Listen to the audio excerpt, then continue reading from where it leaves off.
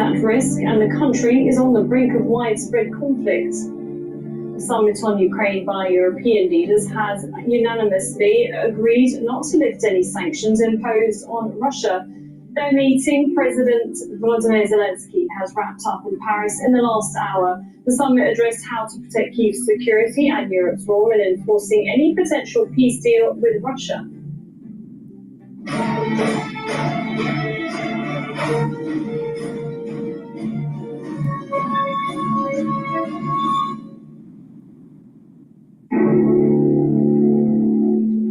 Israeli forces have carried out several airstrikes targeting Palestinians across the Gaza Strip. At least 22 people have been killed since dawn on Thursday, with several more wounded. The strikes have targeted displaced Palestinians, many of whom are living in tents. Civil defense teams say they're struggling to reach bodies that are buried under the rubble of destroyed buildings, and hospitals don't have enough supplies to provide care for survivors. Children in Gaza are risking their lives to get enough food to eat. Several children were taken to hospital on Wednesday after Israeli forces attacked a queue of people waiting for food in central Gaza.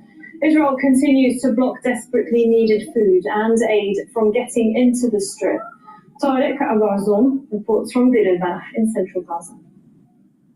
Since the Israeli unilateral breach of the first phase of the ceasefire agreement, we understand that they started a new military incursion for Rafah district, in particular for Tel Sultan neighborhood, which is located at the western end of this battered city, where more than 50,000 Palestinians have been informed by the Israeli occupation forces to leave the area to move to the designated safe humanitarian zone. But dramatically, families have been trapped as they were trying to make their journey to Al-Mawasi, and based on the testimonies of the civil defense and the emergency workers of the Palestinian prisons, we're talking about 15 emergency first responders have been messing with no further details about the fate where the Palestinian Red Crescent had condemned the Israeli attack on ambulances affiliated to the association, and they have been calling for further illustration about the fate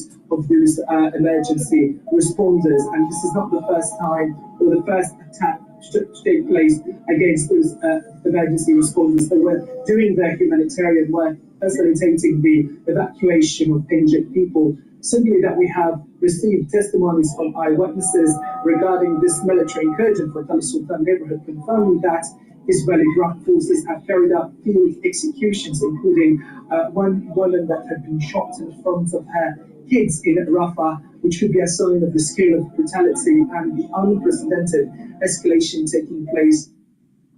Ambulances have come under fire near Rafah in southern Gaza. That's according to the Palestinian Red Crescent Society, which says several medical workers have been killed or injured in the last few days while in a designated safe zone. For the fifth day in a row, we haven't been able to contact 9 members of our crews in Tel Sultan area. The crews came under direct Israeli fire. It is certain that some of our crew members were killed and injured.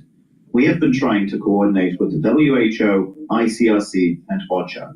Only yesterday we received a green light to rush to the scene. Unfortunately, the road was completely cut off by sand barriers. Until now, we haven't been able to reach our crew members in distress. We are now trying to get a green light for a bulldozer to clear the road in order to reach the teams besieged in Tel Sultan.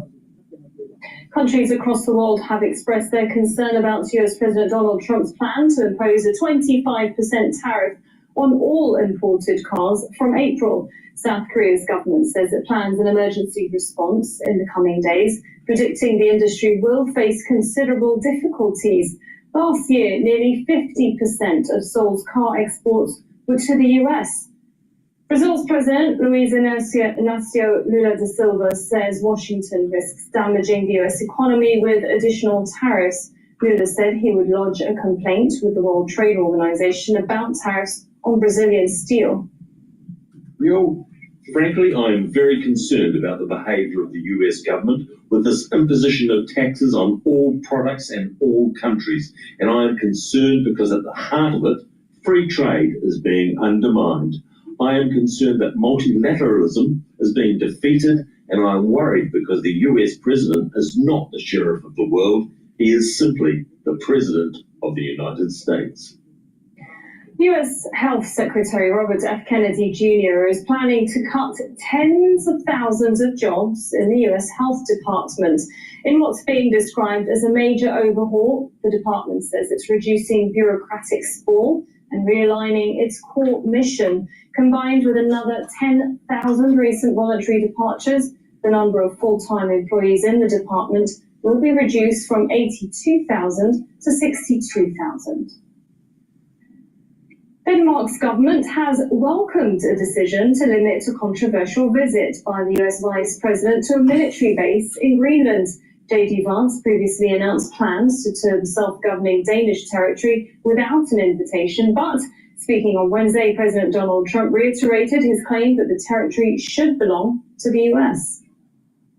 We need Greenland for national security and international security. So I think we'll go as far as we have to go. We need Greenland, and the world needs us to have Greenland, including Denmark. Denmark has to have us have Greenland. And, we'll see what happens. Rory Challenge reports from Nuuk. Hello, this is DrPaulCottrell, and we are live streaming on Rumble, and we're live streaming on YouTube. I have simulcast for X Spaces, so if you have a question or a comment about the current events that are happening in the world, please ask for the mic on X Spaces, and you can be on the show live. This is supposed to be an interactive show. If you have questions, put it in the chat box. But thank you for watching. We're going to be live streaming also on my website, the-studio-reykjavik.com. I'm setting that up. So before we begin, please help support my work by making sure that you subscribe to all the channels. I have 4 channels on YouTube, Brighteon, Bitchute, and Rumble. It's really important that you subscribe to all those channels because I do get strikes on YouTube. So it prevents me sometimes to do live streams, so I have to switch to a different channel. So it's really important that you get the notifications and you subscribe to all 7 channels. That way I can reach my audience and give you my perspective on what's going on. The market is in turmoil today because of the tariffs that were announced last night. We're going to be talking about that. I'll do a market update here and give you my perspective. So please help support my work by going to my website, the-studio-reykjavik.com. You can donate through Stripe, PayPal, or buy me a coffee, or be a paid member to my Patreon channel. It's the people that donate and purchase the products and are paid members that allows me to do these videos for free. I have thousands of videos out there for free to inform you about what's going on with health and wellness, finance and economics, international policy, and what's going on with domestic news for the United States. So please help support my work. I give everything out for free. I don't put anything behind a paywall. All these videos that I do are for free for you. So please help support my work and get the products that I offer. I have a certain health protocol that I follow personally, and I have built up this protocol to share to you so you can purchase these different products and stack them in different ways to improve different systems of your body. So it's all about health and wellness in a holistic approach. It's about proper supplementation, proper diet, proper exercise. That means weight training, cardio, balancing exercises and stretching, proper sleep, mindfulness or spirituality, and learning new things, talking to people in the real world, getting that neuroplasticity improved. When you do this in a holistic fashion, then you're going to see huge improvements in slowing down your aging process and your body's healing. If someone says, just take this supplement and everything will be fine, they're wrong. If someone says, just focus on spirituality, they're wrong. If they say just weight train, they're wrong. If they say just do yoga, they're wrong. If they say just sleep, they're wrong. It's a holistic approach. So if you pay attention to what I have to say throughout this transmission, you're going to get healthy. Please go to my store, the-studio-reykjavik.com, and get the structural nano silver soaps that I offer. You can get it in charcoal tea tree, in lemongrass, and also in peppermint, lavender. Get a couple bars for your household, or a few bars. Help support my work and help support your health. Use discount 5 and you get $5 off.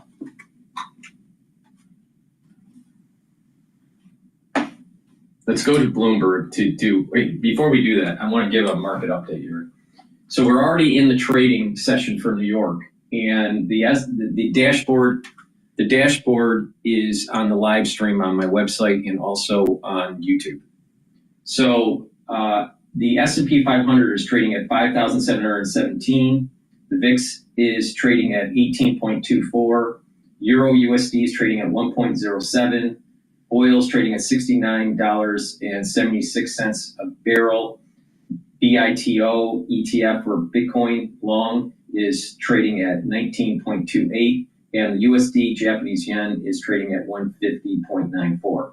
Now, my analysis here is that the Euro USD has been in recent trading sessions trading at 148 handle. Now it's trading at a 150 handle. So the Japanese yen is weakening. That's a sign that markets are internationally not stressed. But because of the tariff from last night, we did get an elevated VIX in the early session for today, but then it has started to drop down. So equities early in the session for the opening in New York did drop, and now it's coming back up. Same problem with Bitcoin. Bitcoin seems to be trading roughly correlated with the equity market at this moment in time. So USD is strengthening in relative terms compared to previous sessions with the euro and with the yen. So at this moment in time, there is some stress because of tariffs, but it does seem to be mean reverting a bit throughout the intraday trading. What I'm really taking away from the report is what we got that's new. And we got surge in gross domestic income, 4.5% annualized growth in gross domestic income, major surge in corporate profits in the fourth quarter. Now, part of that is base effects. The third quarter was pretty dismal, but the surge in fourth quarter profits is important to keep in mind. Now, we had seen for a couple of years now this widening gap between GDP and GDI that made people look sort of cross-eyed at the GDP numbers, look at them with a lot of skepticism. When we see that gap closing, as we did in the fourth quarter, we can actually think, all right, maybe the economy is a bit more on solid footing. Now, as you mentioned, there are some headwinds mounting. Of course, we have tariff risk, we have every uncertainty index, economic uncertainty, policy uncertainty, spiking through the roof. At the same time, we have consumer sentiment that's tanking. So even as the economy is on solid footing through the fourth quarter, of course, there are some headwinds that a lot of folks are facing. Stuart, clear this up for us. We were having a conversation earlier about how there's an element of PCE that also shows up in the GDP data, but it's different from the PCE that we're going to be getting tomorrow in terms of what we view as the Fed's preferred measure of inflation. But how is inflation looking in terms of the metrics that you saw from this GDP report? Everything was fine, mostly through the fourth quarter. What's really becoming a bit of a problem is that goods inflation is really adding. It has been adding so far this year, typically because of both hedonic adjustments and because of improvements in efficiency and production. GDP is a drag on core inflation, goods are a drag on core inflation. We are seeing goods that are contributing positively to inflation so far to start this year, and that's probably only going to get worse. Beyond that, we're also seeing higher price resets in a lot of services industries, things like healthcare, hotels, and other services. So we are seeing mounting tailwinds for prices, and we do expect to see core inflation end the year higher than it started. And that's going to be a bit of a problem for folks that are betting on the Fed to cut. given the fact that tariffs are probably going to take a chunk out of GDP, possibly, even 20 basis points from full year GDP, based on what we just saw yesterday with the tariffs implemented on autos. Have you guys at Bloomberg Economics taken your GDP numbers down? We've taken our GDP numbers down pretty dramatically relative to full year growth 2024. And when did you do this? You did this like the beginning of the year kind of thing? Yeah, way early this year. So I mean, And where are you adjusting most? What areas do you think will be the most hit by tariffs? Fixed investment and spending. Okay. So that's in addition to what we expect the dynamics to be around the trade balance, right? So we also just this morning saw the advanced economic indicators, which include estimates for trade-in goods. So folks had been expecting consumers and firms to load up on imports in January, a little bit less in February. The idea being that they're loading up now, building inventories in anticipation of tariffs that are coming down the road. The trade balances, the trade deficit is just getting blown out to start the year, and that's going to create material drag. And this is not just the story of gold imports. Of course, the gold story, I'm sure you guys have covered in depth, is a reason why we're not going to get negative growth to start the year. But that front loading of imports is going to take a chunk out of GDP. Yeah, you mentioned gold. It's up another $30 today, $3,051 per ounce, up 1%. Just extraordinary. Stuart Paul, thank you so much. Always appreciate getting a few minutes of your time. Stuart Paul, he is U.S. economist for Bloomberg Economics, expert skier. So if you're out to Wyndham Mountain, be careful. He's out there watching. You don't want to get on his bad side. Let me tell you that right now. Hey, we actually got the stock market positive. S&P is actually up 7 points after a day of negative performance. This is Bloomberg.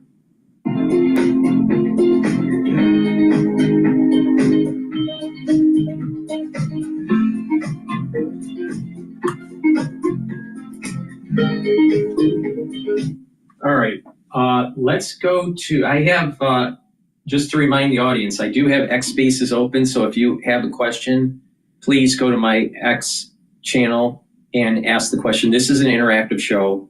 I want your questions. My whole show here is to give you my perspective and also to get your perspective.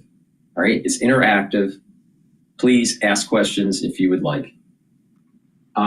Okay, so what I'd like to do here is talk about this MS-13 gang leader captured on East Coast. But Fox News has like a 24-minute take on that, so I'm kind of looking for something a little bit smaller in the news clip here. When I find it, I will provide it. But here's 9. Here's a 9-minute one. So let's go there. And buckle up, a Fox News alert. President Trump praising his team after the arrest of a top leader of MS-13. Yeah, look at this. And is this live?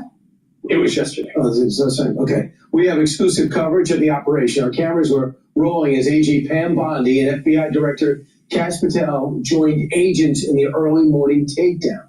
And David Spunt is live in Virginia, Manassas, Virginia, with all the details. Hi, David. You were there.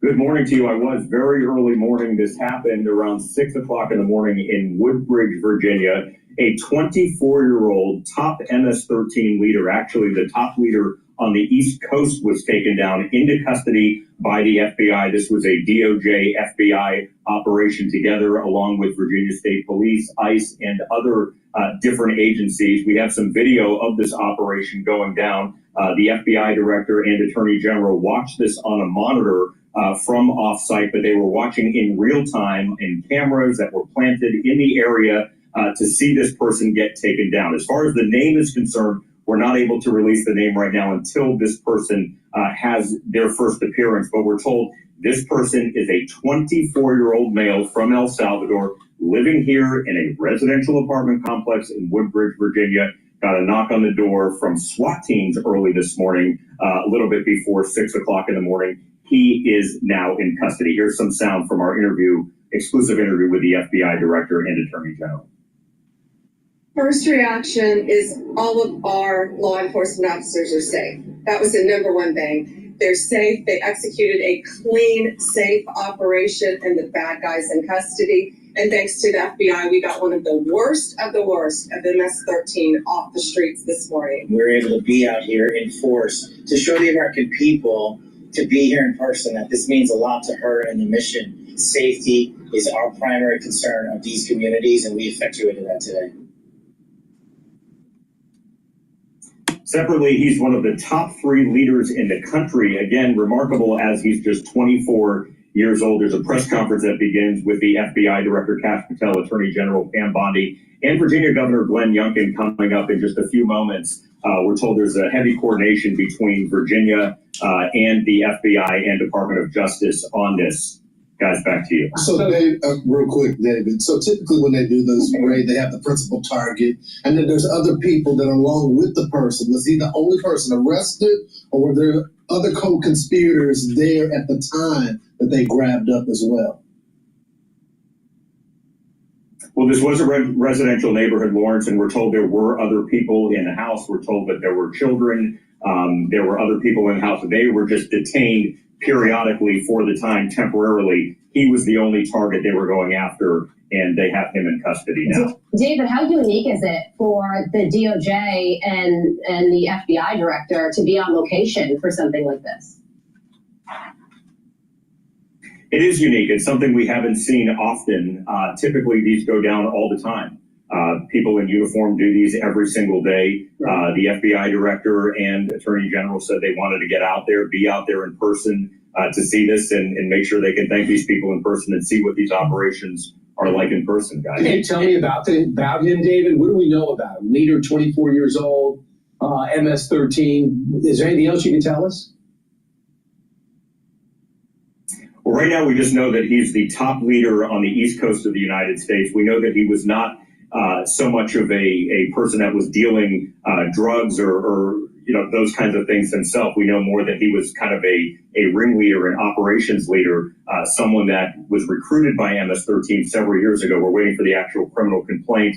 Hopefully going to find out some of those details here. But even some of the agents that were on the scene were remarking just his age, the fact that he is 24 years old and he's considered the top MS-13 person on the entire East Coast of the United States. Unbelievable. And David, so you were there at like a staging area, a safe distance away from the apartment complex where this guy was, because apparently, it wasn't a bunch of guys in windbreakers going in. Everybody was armored up. They came in armored vehicles. There were SWAT teams. It's because they were expecting there could be trouble, right? Oh, absolutely. They expected a fight. There were weapons in the house, we were told. We saw multiple different SWAT vehicles. I mean, it almost looked like something you would see at an army base. I mean, there was a heavy presence for this. And the FBI director, attorney general, myself, and others, really other top DOJ leadership, the deputy attorney general, Todd Blanche, and Emil Bove, the principal associate deputy attorney general, also on scene watching from a distance, but they could watch it live on monitors and see. And the technology, we weren't allowed to show it on camera because of the nature of law enforcement, but it was incredible to see. I mean, very, very clear pictures and high-tech stuff. And they've been, surveilling this person for a while. You were talking about how law enforcement, they do this every single day, raids every single day, which is true. But it is unusual to get someone this high up on the list, on the food chain. I mean, you got intelligence gathered. This is a massive operation. It is a big one, and they've been looking after this person for a while. It's not clear how many times they previously wanted to do this operation, but it happened to work out today. But we know that there was surveillance on this individual for a while. And again, just the neighborhood that this person lived in was a run-of-the-mill residential neighborhood. People with Easter decorations outside. It was an apartment complex. Very nice neighborhood. And, they go in with these big tanks and SWAT teams this morning and get this guy out of there. And I'm sure those residents are thinking, what the heck is going on here? And now everybody knows. There was a raid in Virginia, David, that took place between March 1st and March 13th, and 214 illegal immigrants were apprehended, took place in Virginia. So I'm wondering if somebody that was arrested between that time period talked and told the FBI about this guy, where he is and his location. When you were on the ground and talking to people that were involved in this arrest, did anybody say anything about that? No, they didn't. They didn't bring that specifically up, but you're right. That did happen recently in Virginia. There's been a task force that the FBI has set up here in Virginia. So that's something new, and we expect the FBI director, to talk about that along with the AG, the Attorney General, the AG, today here at this news conference. But yes, there definitely has been a heightened increased work here in Virginia on this. And David, while you were talking and reporting, the president posted on Truth Social this, Truth, he wrote, just captured a major leader of MS-13. Tom Homan is a superstar. Caroline Levitt, who's going to be with us very shortly, just tweeted out, top MS leader arrested in Virginia. This is what happens when you have competent federal leadership working with state and local law enforcement on the ground. Bravo, AG Gambani, Kash Patel, Governor Glenn Youngkin, and Tom Homan. So there's a list of people. Real quickly, I know the press conference is supposed to happen in about 5 or 6 minutes. Do we know who's going to be there? Yeah, we know it's going to be the FBI Director, Kash Patel, Pam Bondi, the Attorney General, and Governor Glenn Youngkin. That's all we're aware of now. Obviously, some other officials with the local field offices at the FBI and whatnot will be there. But they're definitely happier that they have this person in custody now. And again, it's a little strange that I can't say this person's name, but we've been told we can't say this person's name as per the way things work in the court system. They need to wait for an initial appearance, but we know it's a 24-year-old man from El Salvador, the top leader of MS-13 on the East Coast, and one of 3 top leaders in the entire country. Hey, some room on the top bunk. We got somebody else coming. Thanks so much. David. Thanks, David. What an incredible win for the administration here. And the only one that is standing in the way are the Democrats. It's about time that we have a president that's willing to go toe-to-toe with these criminals. MS-13 has been running roughshod for way too long because the Democratic Party was willing to allow it to happen. Please go to my store, the-studio-reykjavik.com, and get the great deodorants that I offer. I partnered up with Rainbow Herbals, and we've created these deodorants. It's a dual purpose. It'll help to detoxify your body because of the ingredients that are in them. And you use it as a deodorant. It's for males and females. Get a couple bars for your household. They're very high quality. They're made from essential oils from the Himalayas. All natural. No aluminum, no baking soda. Very high quality ingredients. You can get it in citrus or in peppermint, lavender, and tea tree. Get a couple bars for your household. Help support my work and help support your health and wellness. I believe in providing products that are dual purpose. That way, you're getting the most for your money. So please go to my store, the-studio-reykjavik.com, and get the deodorants that I offer and help support my work and help support your health. Use discount 5 on any order and you get $5 off. All right, what I want to do now is take a look at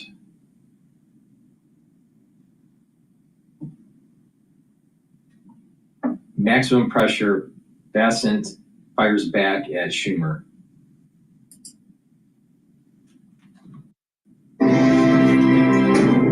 So Democrats seizing on Elon Musk's vow to audit the Social Security Administration to stop extreme fraud, like they're doing in every department across the spectrum. And they're claiming, though, Schumer's claiming that it's really just an effort to kill the program entirely.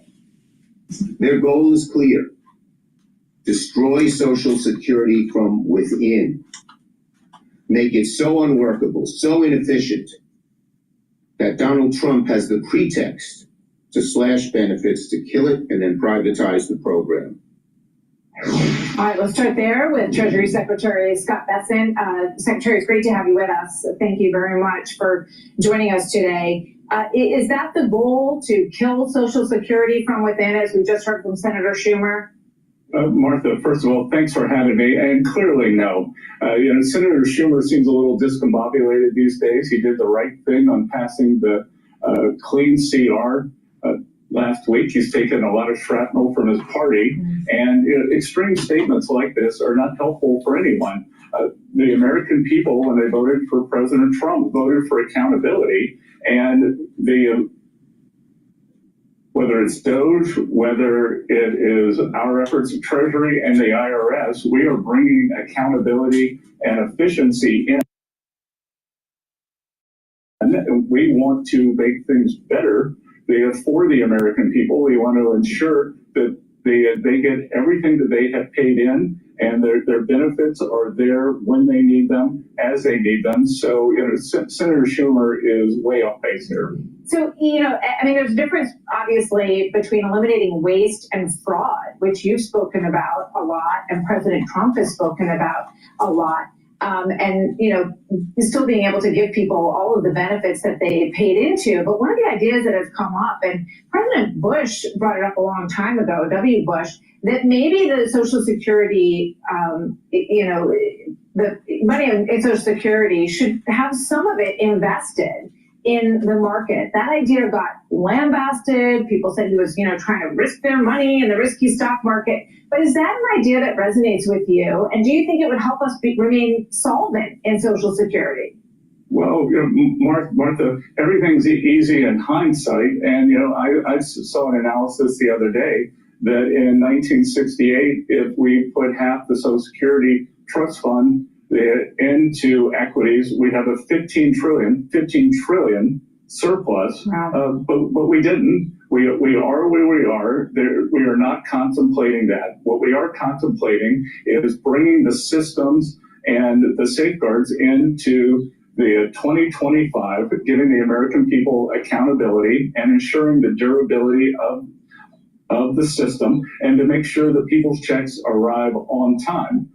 President Trump yesterday signed an executive order at Treasury mandating that we examine our payment system and try to get more people onto the electronic payment platform, because you may not know it, but there is a huge amount of theft of seniors' Social Security checks. So if they are able to get into an electronic payment system, then they are much more secure. They come earlier and they are guaranteed. Yeah, I saw that, and I know you want to, move it over to a digital system that would be safer and that would guarantee that people's payments go through. It's probably going to be a big transition, and how long do you think that will take?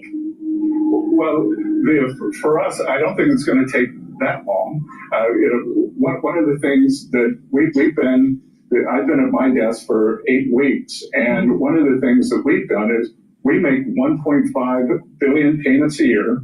And we want to make sure that all of those are authorized. And one of the ways to do that, I came in and found out that a third of the payments that we sent out did not have proper identifiers on them to tie them back to an appropriation to a department. So we're just starting with the basics. And I'm very big on crawl, walk, run. And so we're going to stop crawling, we're going to get up, walk, have everything properly identified, and then we're going to fix these antiquated IT systems and make sure that they are safe and sound, and that people get their checks in a more robust basis. I think it's about time. We see so much great technology in America, and so much of it is not used in our government. I think there's been a big wake-up call about that in the past couple of months, and certainly at Treasury with the things you've announced. I've heard you say a couple of times in interviews, Secretary, that one of the biggest surprises for you about the job has been the amount of foreign policy and national security that is involved in what falls under Treasury. I know that you were on this call that has gotten so much attention, this signal call about the Houthi strike.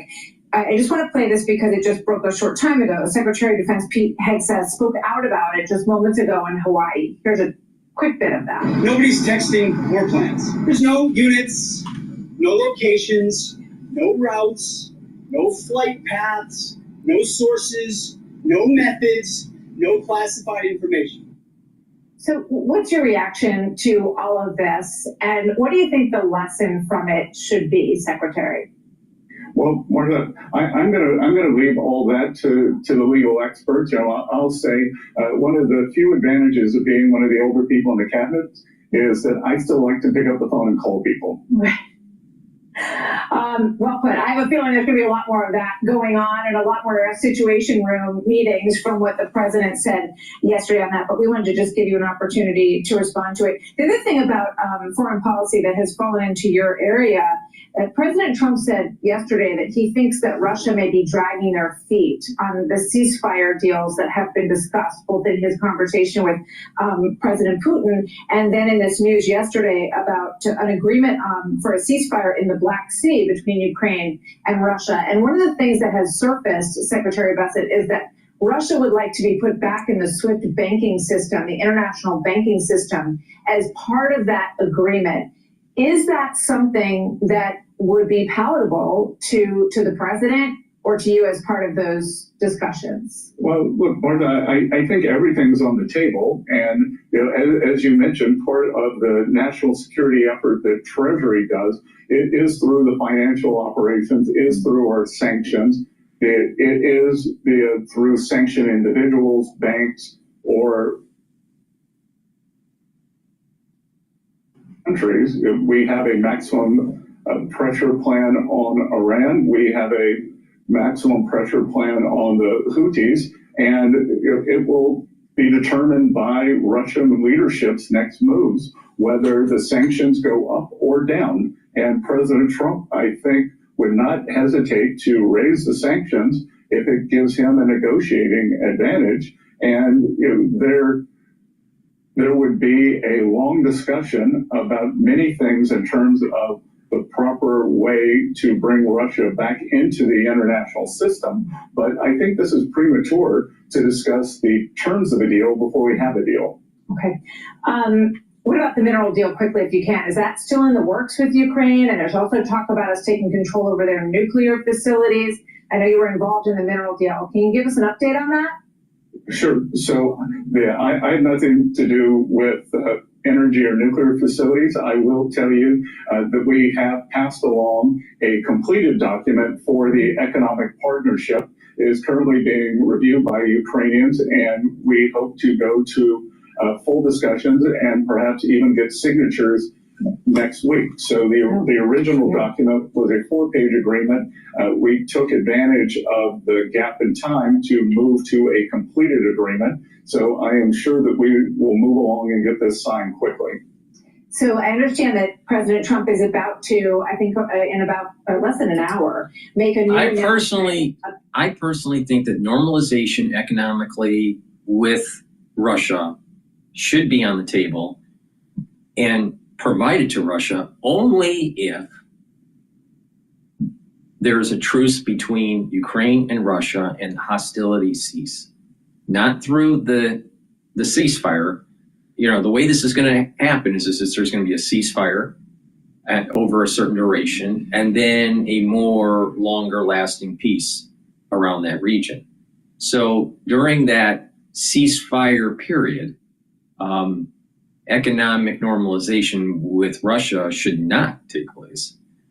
You got to give them an incentive to do a truce, end the war. Then economic normalization should begin. Tariffs that have to do with cars. And I noticed that Larry Summers basically pushed back on your theory.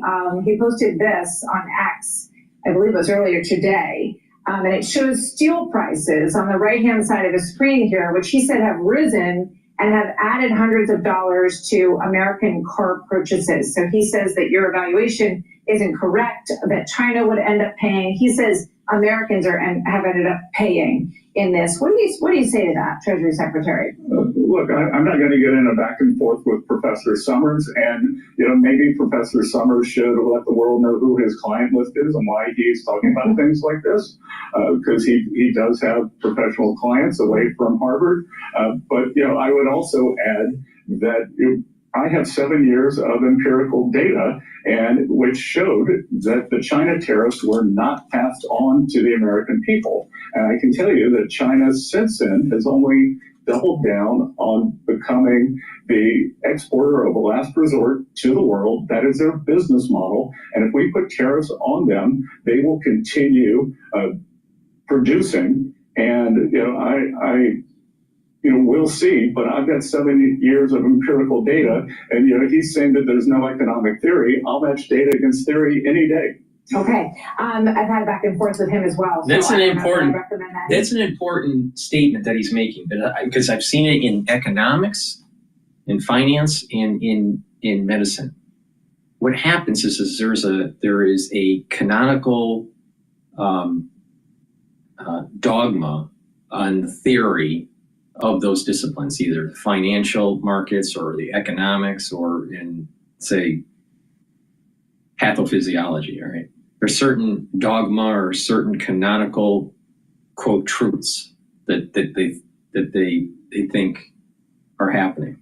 The problem comes in is that when you have a complex system, you can have things that weren't unexpected, that totally you did not see coming.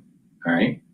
So with these chaotic kind of events, something positive may happen where, quote, the experts may think otherwise.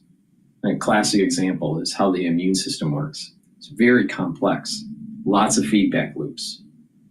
Our understanding of it is in its rudimentary phase. With finance and economics, there are lots of feedback loops. So when you have lots of positive and negative feedback loops in a social system, a biological system, even the cosmos, what you think may be the law of the discipline, or the theories, the proven theories, may actually be the opposite of what the actual outcome is, because of these unexpected events that take place.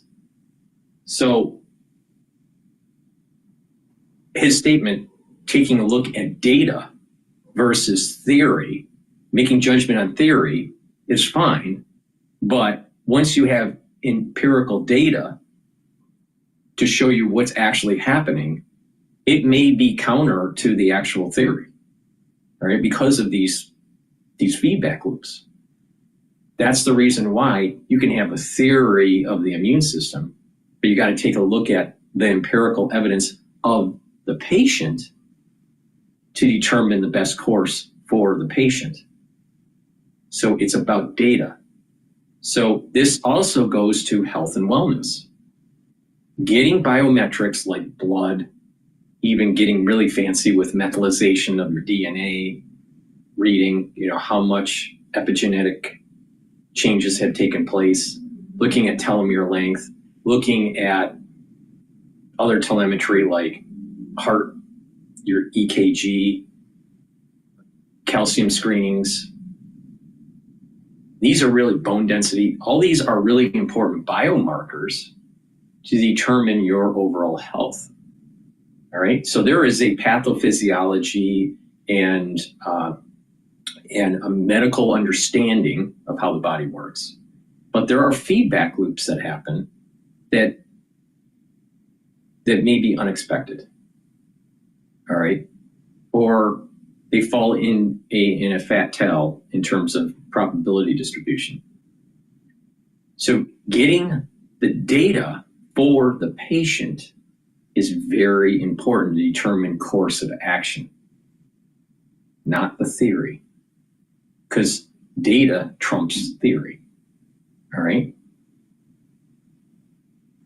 And that's what Besant is stating with how the tariffs are. In theory, there should be some sort of harming of the market, the financial markets, but also harming of the economy, because goods, in theory, would be more expensive. But because there are other feedback loops and other levers of political persuasion, that may not necessarily be the case. And that's the reason why you got to take a look at the empirical evidence. Empirical evidence always trumps theory. Always. And the same thing with the human body. Empirical evidence trumps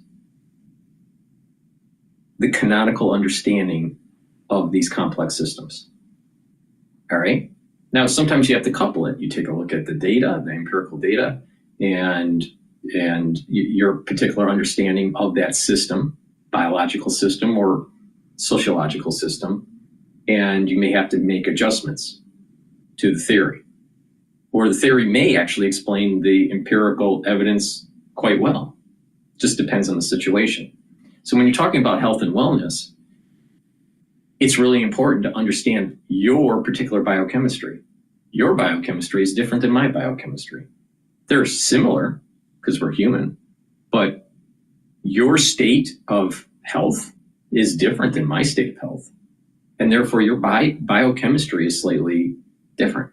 You maybe have different concentration of certain enzymes than I have. Or, you maybe have a healthier organ system, but a more unhealthy organ system in another area compared to me. So your whole biochemistry is different with all these different feedback loops. So knowing where you are at, the empirical evidence, the biomarkers will allow you to adjust in a holistic approach to be able to stack certain supplements in a certain way to be able to fine tune what you need. All right. This is kind of like precision medicine. All right. But let's take it one step further. It's more like precision health and wellness. All right. Because it's a holistic approach. It's not this concept that I have is not a disease treatment concept. It's prevention and allowing your body to heal. That's the key to most chronic self-induced illnesses in the United States. So it's really important, get the data. What's your blood glucose levels? What's your cholesterol levels? What's your blood pressure? Cognitive function, bone density, liver enzyme function, kidney function. All right.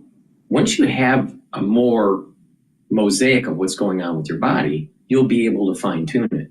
But if you're only looking very myopically at just kidney function while you have a heart problem, or a cardiovascular problem, you're not helping yourself. Or if you're only focused on bone density, but you have, let's say, cognitive decline or problems with gait issues.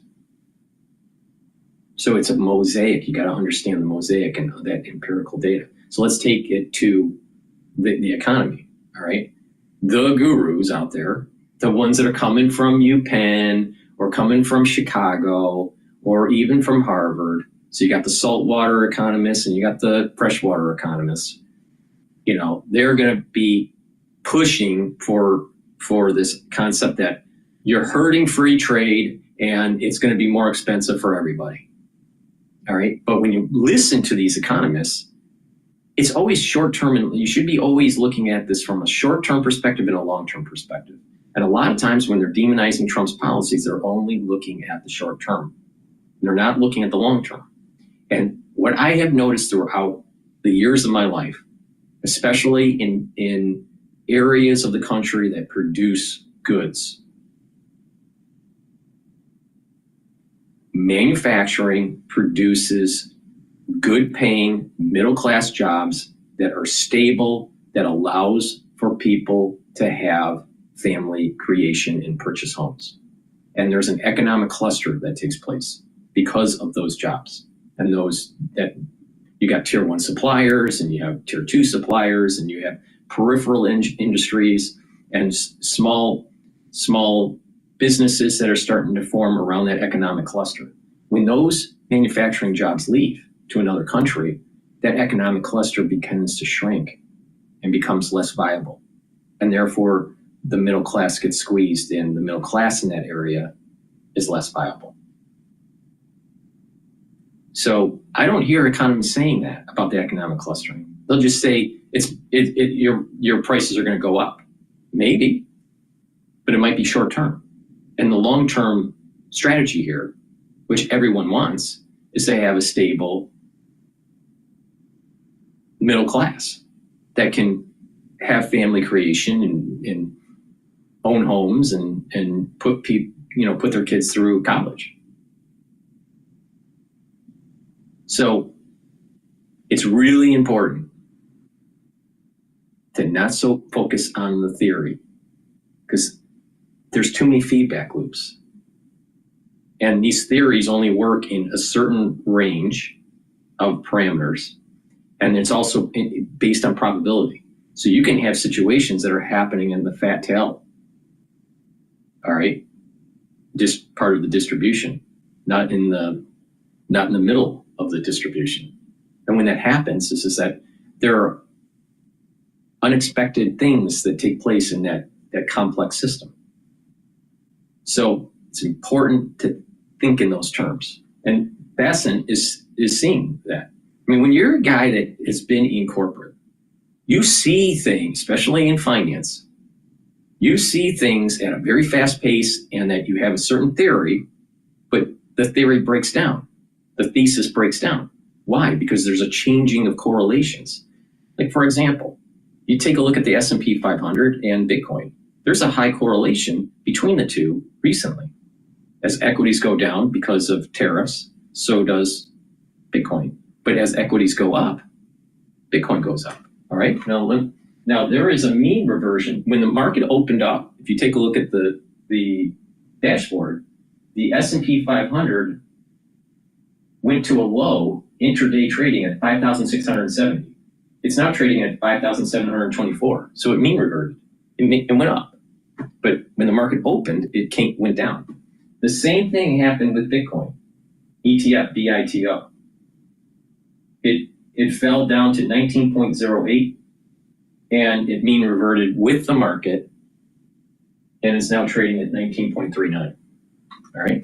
So the point I'm making here is that ETFs that are tied to Bitcoin are correlated with the equity market. But if you watch this day to day, you'll also notice that correlation can break down and then come back.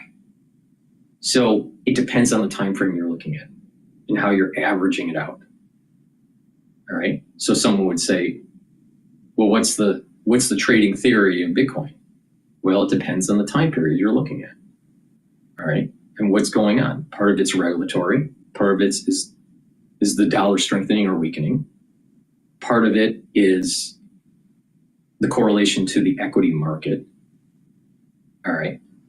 If the Federal Reserve is tightening, in theory, Bitcoin should go down. If the Federal Reserve is weakening, is reducing rates, Bitcoin should go up. All right. But there's these other variables that are involved that can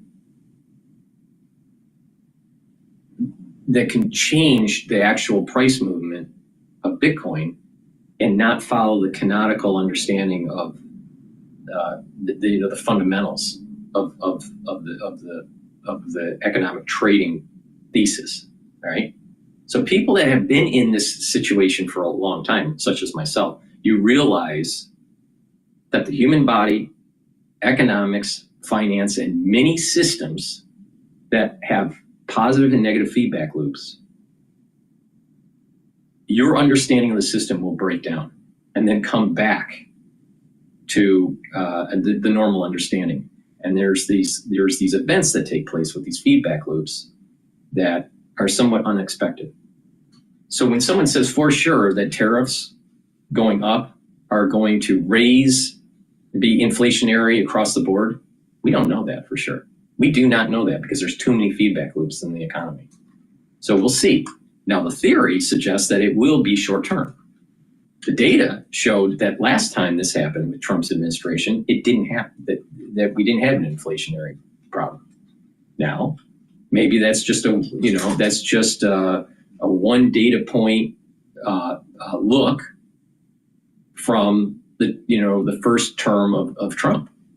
All right, but let's see.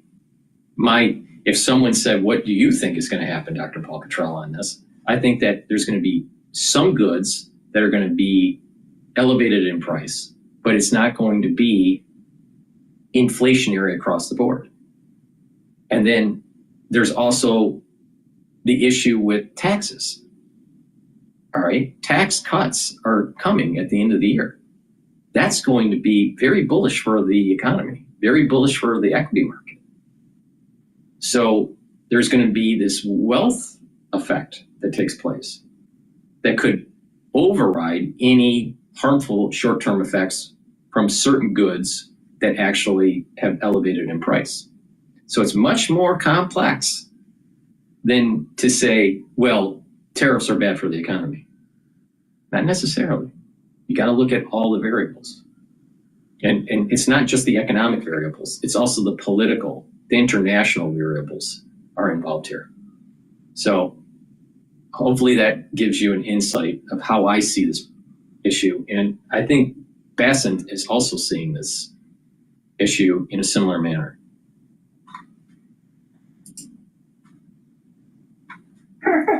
But it's good to have you with us today. Quick thought on inflation. We know that egg prices have come down, gas prices have come down, but there's still some consumer confidence wariness out there. What would you say about that, Secretary? Look, the survey data tends to be very different from the actual data.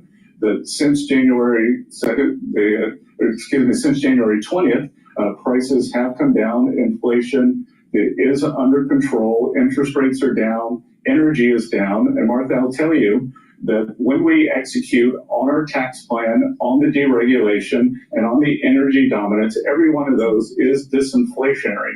Now, what we have, the prices got very elevated under the Biden administration. So see what I mean? See what I mean? There's multiple variables, multiple levers that they're going to be pulling that is actually going to glide this for a better economy, a better middle class, a more prowess manufacturing base in the United States. He just said it. So why don't these famous economists state that? I know, because they get big dollar contracts to be consultants for multinational corporations, and multinational corporations hates tariffs. Like I said, tariffs hurt the big guy, not the middle class. The middle class, they may hurt in certain goods, but in the long run, when you're bringing back your manufacturing, you're actually strengthening the middle class. So people that have lots of money in the equity market that benefit from globalization, they're going to lose from tariffs. The people, these transnational capitalists and these corporations that have all their manufacturing overseas, they're going to hurt from tariffs because they have to move their manufacturing back here. And so they hire these economists from UPenn or Chicago, University of Chicago, or even Harvard. And they want them to get on the news and to demonize the tariffs. That's what's happening. There's a conflict of interest. And these economists make lots of money as consultants, the famous ones.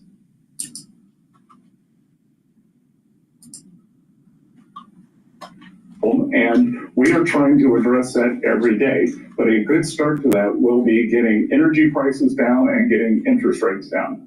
Okay, and we're watching some of that happen already. It takes time for these things to kick in, and we know that the president has said that there would be a little bit of discomfort along the way, and we're watching that play out. We look forward to hearing what he has to say about tariffs at 4 p.m.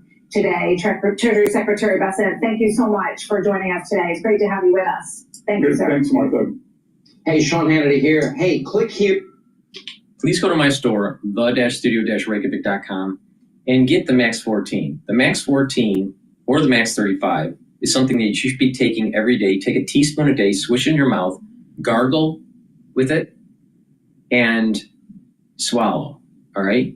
Just gargle about 20 seconds or so. What will happen is you're improving your oral hygiene, you're improving your oral cavity and the oral pharynx, you're improving the epithelial lining and your mucosal barrier. That's going to improve your innate immune system. It's going to boost up your immune system, all right?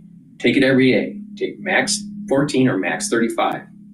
It's the first pillar of my core protocol. So go to the store, my store, the-studio-reykjavik.com, get the Max 14 or the Max 35, and take it every day. If you're not feeling well, take a tablespoon or 2 a day. You do it the same way. Swish it in your mouth, gargle, 20 seconds or so, and then swallow. Once you feel better, go back to your baseline dosage. Please go to my store, the-studio-reykjavik.com, get the Max 14 or the Max 35. It's very important to take every day because it's going to help to boost up your immune system. I've been taking it for 5 years every day. Taking a good probiotic is really important.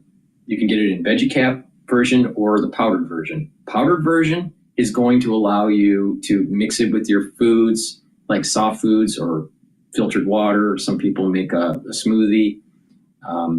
But for me, because I take so many different powders like the Gladiator, barley, and the collagen, and the probiotic, and the Boomer Boost, and lignans. So I take a lot of different powders for my protocol, daily protocol. It's just easier for me to do. So you can take the powdered version or the VeggieCap version.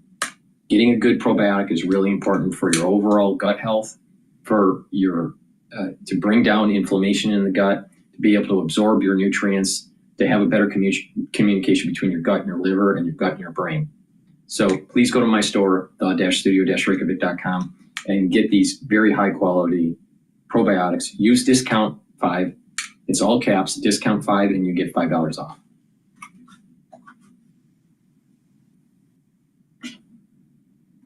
All right, let's go to Al Jazeera. They're talking about Zelensky here. Accounts Right. Western banks. Okay, so let me ask you It is the this. wrong position. Let me ask you this, sir. How serious is Russia about a peace deal? Because Ukraine has accused Russia of attaching last-minute conditions to that Black Sea deal that was agreed in Saudi Arabia. I refer there to those conditions of lifting sanctions, Russia demanding that certain bank sanctions be lifted.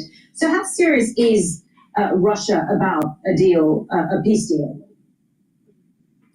Russia absolutely sincere when Russia suggested to Ukraine to make a deal in April 22. Who was against this acceptance of declaration of Russian-Ukrainian? Great Britain. And Boris Johnson, who declared absolutely clear wording that there can be a Russian-Ukrainian deal before defeating Russian military forces on the battlefield. Right, but going back to where we are at the moment, now, 2025, we have this deal, this Black Sea maritime peace deal, which was agreed apparently in Saudi Arabia. What's holding that deal up? I don't consider that this negotiations will be ended by the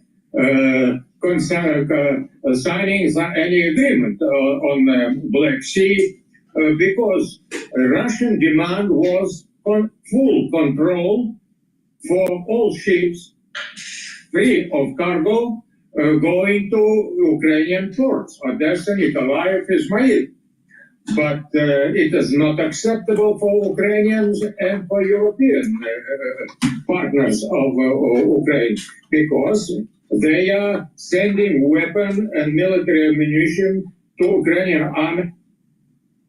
I got parts in to fix this. Big thanks to FridayParts.com. They sent me all of the top rollers and the bottom rollers that I need to get this machine back in operation. Big thanks to FridayParts.com. In Bulgaria, connected with dispatching all this military equipment to Ukraine, and to lose all these sources of business, they are not ready. So there are quite a lot of factors that are against giving Russia and the United States an agreement for deal on the subject of Black Sea, of the subject of military actions against energy resources in Ukraine and in Russia. So 2 points were on the agenda when we began the discussion in Riyadh. Okay. So now I don't see any move, any progress in this negotiation because it is not comfortable demands from Russia to control all ships going to Ukraine. Okay. Free of cargo. All right. Thank you for your time. You have made your point. Thank you so much for your time. Vyacheslav Matuzov, political analyst and former Russian diplomat, speaking to us there from Moscow. Thank you.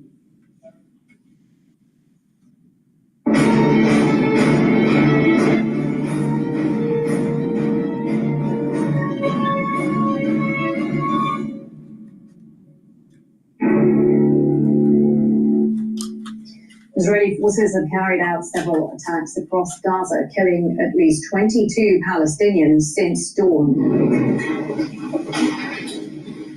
All right, I want to go to... Airstrikes have targeted displaced people, many of whom have been living in tents. I want to go to Fox Business about China. Welcome back. The Commerce Department adding over 50 Chinese companies to its export blacklist for helping to develop advanced AI supercomputers and chips for military purposes. Joining me now is the Gatestone Institute Senior Fellow. He is the author of Plan Red, China's Project to Destroy America. Gordon Chang back with me. Gordon, great to see you. Thank you so much for being here. What do you see as the impact of adding these Chinese companies to the export blacklist? Well, it's a good move because it shows that the Trump administration is taking this AI issue seriously. Yeah. But we got to remember that we keep on adding Chinese companies to the blacklist, the entity list of the Commerce Department. But the point is that China just uses then other companies to accomplish what it wants, which is to gather up U.S. chips or U.S. technology.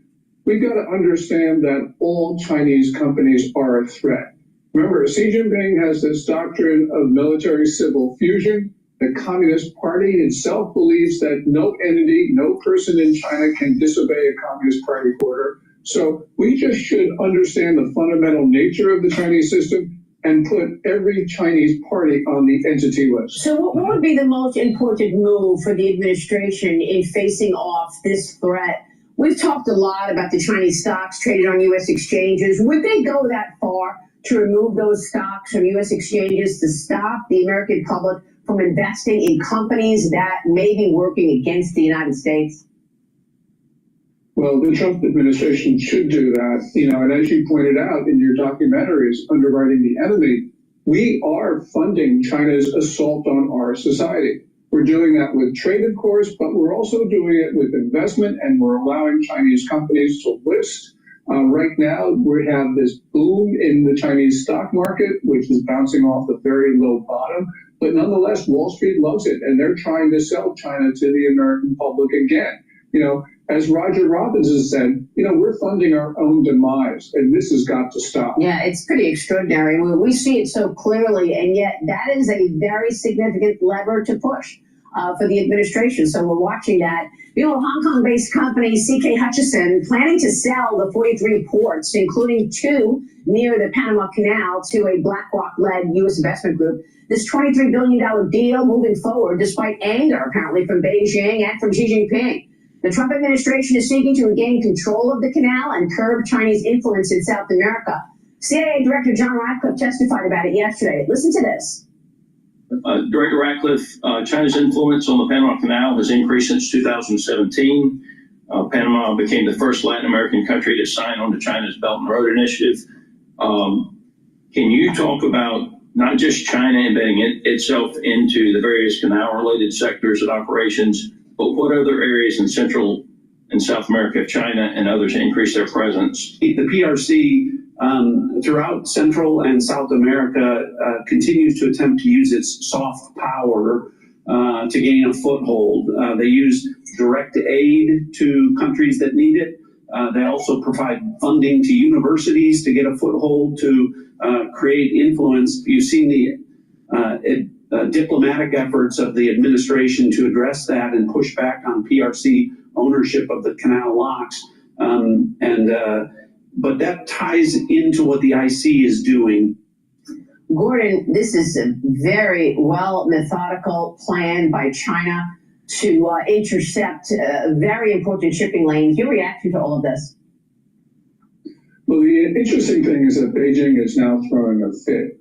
Yesterday was the third time that the central government's two main offices in Hong Kong reposted an article from Daogao Gongbao, the major pro-Chinese newspaper in Hong Kong.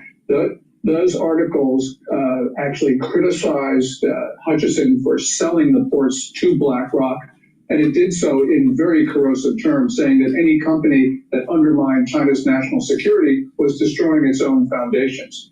And yet, Hutchison is going forward with this sale, which suggests that companies in Hong Kong are defying the Beijing central government, which is just inconceivable, or at least it would have been inconceivable a year ago. So I don't know what's going on here, but the point is that companies in Hong Kong are now starting to see that China is not as important to them as they once were. Otherwise, Hutchison would obey Beijing and would not be selling these two ports to BlackRock. Well, this sounds like a good development. I mean, Li Ka-shing, the head of CK Hutchison, you would think would bow to Xi Jinping. He's not.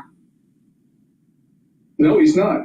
The interesting thing is that one of Li Ka-shing's sons, Richard Li, has been summoned to Beijing to go to the China Development Forum. And Beijing is going to put a lot of pressure on him there. And yet we're going to see how this works out. But Richard Li is not somebody who is going to say no to Beijing. But if he does, that signals a very important shift in the way that businesses around the world are starting to look at China. Yeah, I met Li Ka-shing when I went to Hong Kong many, many years ago, and he certainly was a major leader then. He remains with that leadership position in Hong Kong. I think it's just extraordinary that you have this kind of resistance come out of Hong Kong after they, swept in there and threw all the freedom fighters in jail, including Jimmy Lai a couple of years ago. So we'll keep a focus on that, Gordon. That's a very important point that you make. You have an op-ed in The Hill about how President Trump may be pushing South Africa closer to China, though, and that it might not matter in the long run. Tell us why. Well, first of all, South Africa is already in China's camp. Second of all, China is at high tide in Africa. We're seeing this with its signature Belt and Road projects are failing, and Beijing is not stepping up to put more money in them. And we're also seeing countries in Africa start to look at China in a very different light because China's commitments to them have not been fulfilled over the last couple of years. Also, the other thing is that countries in Africa need the United States. They're looking for alternatives to China, and we're seeing countries spend a lot more time talking to New Delhi and Washington. So even South Africa, which is a very pro-China country, is now wanting a trade deal with President Trump. And we see President Ramaphosa is actually trying to tamp down anti-American sentiment in South Africa. So that's a very good development. And here again, you see China's great friends are now starting to abandon Beijing, something that we would not have thought of a couple of years ago. Yeah, and that's, of course, the strategy of the CCP to get into Africa and start taking over. To control those minerals, rich in minerals, as well as... What I'm going to do is I'm going to go to Cash Jordan here. But let me just plug my lozenges and drops really quickly. Please go to my store, the-studio-reykjavik.com, and get the great structural nanosilver lozenges and drops that I offer. We're going into the allergy season. It's really important to mitigate that irritation that you might get at work or at home, wherever. Just be prepared. You want to mitigate it right away. So I have it in blueberry for the drops. Each drop bag has 100 drops in them. Cherry flavor, and also in honey and lemon. Very high quality drops made from structural nanosilver. I also have lozenges, and the lozenges are larger. You get 21 in each bag, and you can get it in Manuka honey or in elderberry zinc. Get a few bags for your household, have them at work, have them at home, have them in your backpack or your bag, just in case you need them, all right? The moment you have that irritation, take them right away. Very important. Please go to my store, the-studio-reykjavik.com. It's the-studio-reykjavik.com. All the links are in the description of this video and all my videos. Use discount 5 and you get $5 off. So let's go to Cash Jordan here. He just released a new... And keep in mind, this Roosevelt Hotel that's so notorious, it is a base of operations for Trinidad and Tobago, which is a vicious gang. It is unacceptable that we have these sanctuary city policies. I know, Secretary. So this building behind me, the Roosevelt Hotel, it's a New York City shelter, but it's also the base of operations for one of the most dangerous gangs in the entire world. And while the Trump administration does everything it can to get the defiant criminals living in places like this out of our country, New York City is circling its wagons, working overtime to protect federal fugitives. But in doing so, it's putting our entire country in grave danger. Do you believe in the First Amendment? Do you believe in the First Amendment, Tom Hogan? New York City is currently housing more than 40,000 migrants, but the city has spent nearly $7 billion housing and feeding those who have arrived in the city over the last almost 3 years. Some of the gang members get there, and they'll take the other teenagers who are also there, and they'll convert them, saying, listen, you're not doing anything, you can't work. So they become TDA right here in New York City in America. We are not going to allow New York State to be complicit in the deportation dragnet because they don't like people who don't look like them, who don't speak the language like them, or who they believe are the root cause of all the problems and ills in this world. Releasing a public safety threat back in the public is just stupid. Now, Republicans right now are pushing for 2 bills. One would repeal the state's green light law, which allows undocumented immigrants to get driver's licenses, and the other bill, which is called Lakin's Law, which would allow for law enforcement officers to notify ICE when they arrest an undocumented immigrant. Now, both bills have almost no shot at passing the Democrat-controlled Senate and Assembly.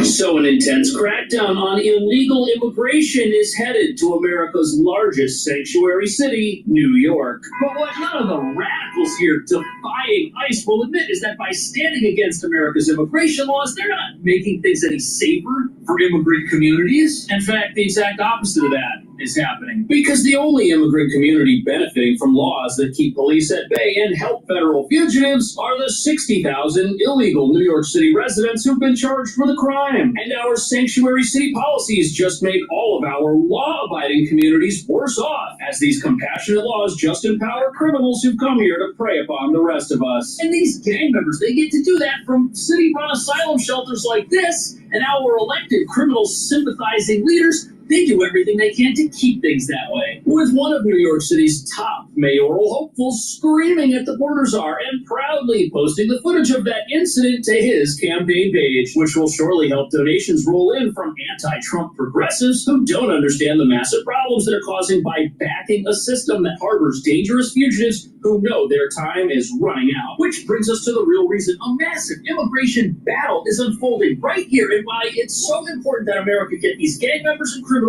out of our country for good. By the way, if New York City wins this, law-abiding Americans everywhere, including here, will lose. Because the only reason leaders in our city are defending criminals hiding from the federal government in publicly funded shelters is because they support the ultimate goal of keeping America's border wide open, using sanctuary cities as a magnet for illegal immigration. Because as long as cities like New York are allowed to harbor an estimated 400,000 illegal residents, the gangs and cartels profiting from the exploitation of those residents and the illegal underground economy they create will keep bringing the wrong people here. And as you're about to see, defiant, radical voices here want that to happen, even if it means the very immigrant communities these protesters say they support are going to be worse off because of it.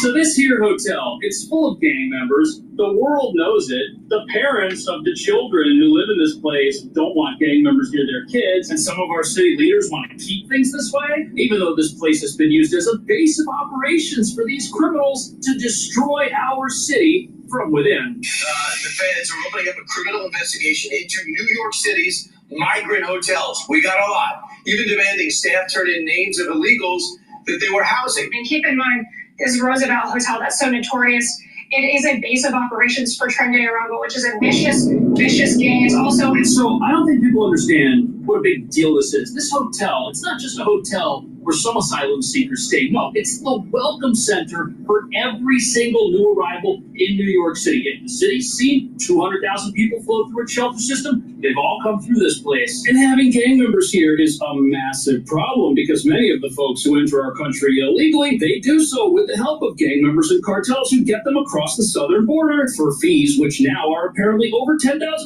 And people, they can't afford that. But when they come across the border, they're given the cartel's wiring information and they're expected to send that money back. When you've got gang members in a place like this, it means that these people who are exploited before they enter our country are then exploited again once they're here by criminals who are traffickers and just want to make the most money that they possibly can using the people around them as human capital for their criminal endeavors. And even though the NYPD's own statistics prove this is happening as a sanctuary city, nobody here is allowed to do anything about it. Some of the gang members get there, and they'll take the other teenagers who are also there, and they'll convert them, say, listen, you're not doing anything, you can't work, we're still waiting to go to school. So they become TDA right here in New York City in America. And you talk about this, 75% of the Midtown Manhattan arrests are illegal immigrants, not according to the... So 75% of the arrests in the area of town where this building is located are directly tied to our city's harboring of federal fugitives. And as you just heard, being in these shelters allows gang members to easily find and recruit new members who become gang members after they get into our country, which reveals how bad our vetting has been at the southern border. People enter the country, they're not part of a gang, and then they get here, and now all of a sudden they are. And then they turn around and use the very hotel rooms they're given for free to plan and commit crime all over town. And how do we know this is happening? Well, last summer when there was a robbery spree in Central Park,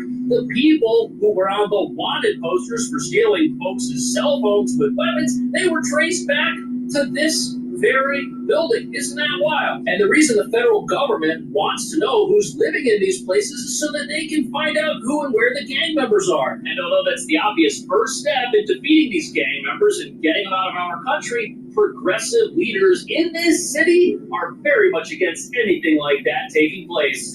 Our Tom Homan took his campaign to end New York City's sanctuary city laws in the state capitol. The Republican press conference was apparently too much for Queens Assemblyman Zora Mandani, who had to be held back by state police. This video put out by Mandani's mayoral campaign.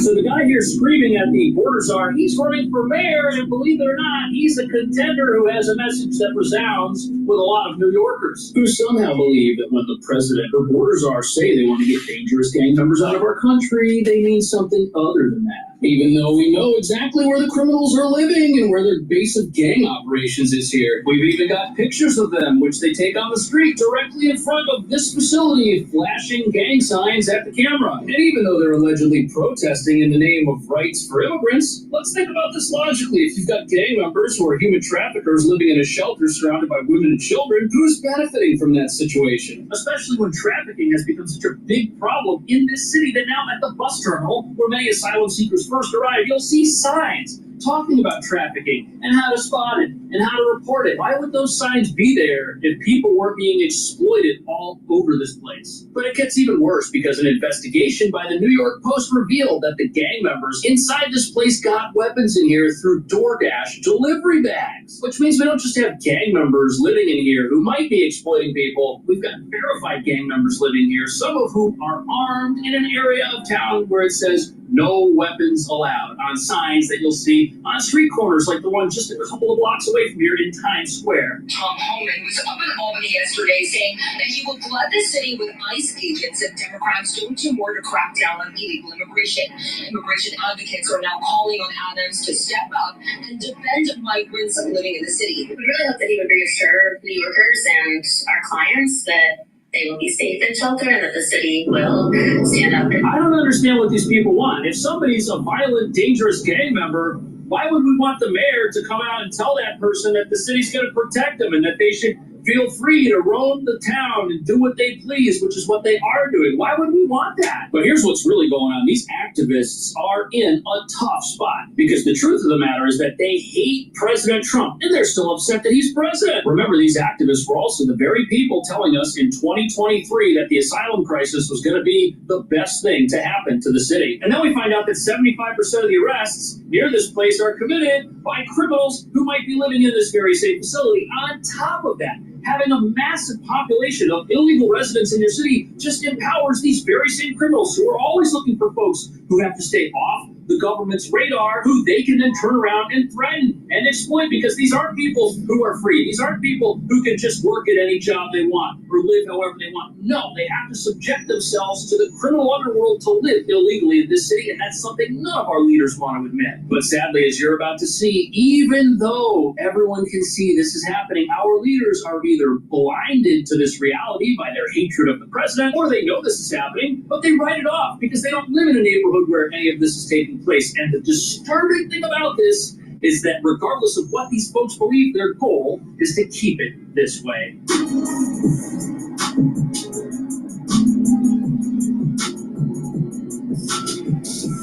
So there's an entire fleet of what look like police vehicles littering the street in front of this very same hotel where we know gang members are living, which is completely bizarre because it reveals that the police know exactly what's going on in our city, but as a sanctuary city, they're not allowed to cooperate with the federal government one bit, which is why the border czar now says that he's going to have to flood this place with even more ICE agents because he's not getting any cooperation and he's on a mission to make America and the residents of this city safer. But while this is happening, pro-safety laws that some of our elected officials have put forth have absolutely no chance of getting through. Now, Republicans right now are pushing for two bills. One would repeal the state's green light law, which allows undocumented immigrants to get driver's licenses, and the other bill, which is called Lakin's Law, which would allow for law enforcement officers to notify ICE when they arrest an undocumented. Right, so it looks like this sanctuary city is going to keep doing two things: issuing driver's licenses to potential gang members and hiding fugitives from the federal government after our police make an arrest. These are two of the dumbest possible things any place could do from a law and order perspective, that's for sure. Because all they do is help gang members, and those who the federal government is looking for hide easily in plain sight. For example, if federal authorities conduct some sort of operation and they ask people for identification, they're going to give them New York State-issued driver's licenses. Licenses which they may have illegally obtained with fraudulent information. Look at what you can use to get a license in this city. They'll accept your foreign high school report card, and they'll even accept a foreign driver's license which has been expired for 2 years. Obviously, this is a massive problem from a public safety perspective, and you'd be stupid if you thought criminals were going to find out this is how things operate here and we're going to come here because of it, which is exactly what they're doing. Meanwhile, Democrats push back on Homan's visit to the state capitol, holding a press conference vowing to continue to defend immigrants. But if Mr. Holman wants to be so concerned about public safety and about criminals, he should start with the repeat offender living in 1600 Pennsylvania Avenue. So according to the political party that runs this city, the only criminal the border czar should be worried about is the one who lives in the White House, President Trump. Are you kidding me? What about the criminals on wanted posters outside of our asylum shelters? How come nobody's focused on them? The only way to believe this stuff and talk this way is if you live in an alternate reality where you think that every crime that is reported by the police is somehow misinformation if it in any way hampers what's on your agenda. And don't kid yourself, that agenda is not about protecting immigrant communities. No, instead it's about open borders, and the language used to further that agenda is all about separating families and tearing lives apart, and how horrible this is that gang members who live in a hotel like this might not be able to do so anymore. In fact, I noticed recently there's news articles saying Tom Homan suggesting family detention again, family residential centers, and I am. Family residential centers are the opposite of family separation. Why are we even talking about family residential centers? Because this administration, President Trump, wants to make sure these children aren't victims of trafficking. He wants to make sure this family is really a family.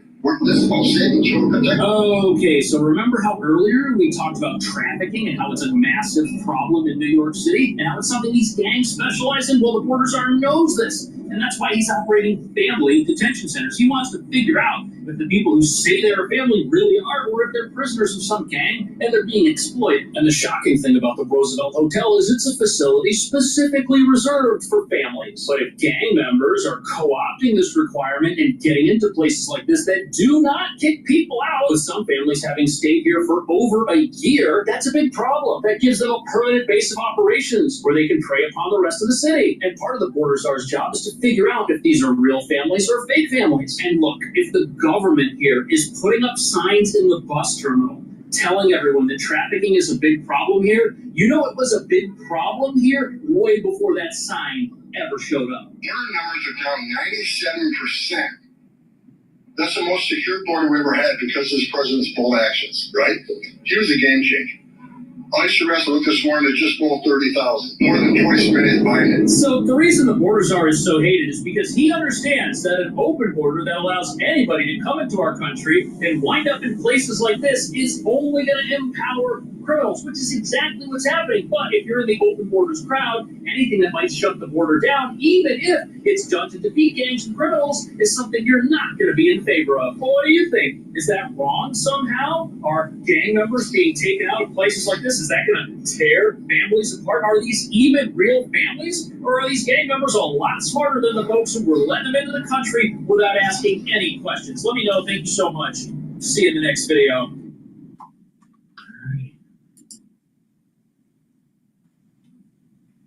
All righty. Well, New York's got a lot of problems, especially with illegal immigration and just how the administration, the Democratic Party within New York City allows these things to happen.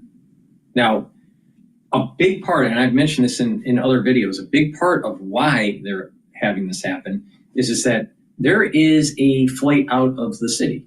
All right. Population is declining over time. So it's putting stress in terms of funding on school districts because the pupils, the number of children that are in the public school system is declining. So they get their funding by head count, independent on if they're legal citizens or illegal aliens. So they just want the head count to get the funds. In addition, there are people that are moving out of New York State. So the Democratic Party is worried about losing congressional seats because it's based on population of the state. So if you can get lots of illegal immigrants into the state and eventually get amnesty, then what will happen is that you solve the population decline in the state of New York. So there is a complex reason why they're doing this. All right, with that said, please go to my store, the-studio-reykjavik.com. Get the magnesium and zinc. This is a great supplement to boost up your immune system, and also the vitamin C plus magnesium. You can stack these together, take them, drink it with filtered water because they're water soluble, boost up that immune system. Vitamin C also helps with your skin, especially when you take collagen. Multivitamin. This multivitamin that I have on my store, the-studio-reykjavik.com, is easy to digest. You need a good multivitamin to have the proper vitamins and minerals to have the enzymatic activity running properly in the cell. Vitamins and minerals are cofactors for enzymes, and they'll attach to the enzyme and change the conformation, the three-dimensional structure, and allow that enzyme to perform better. If you're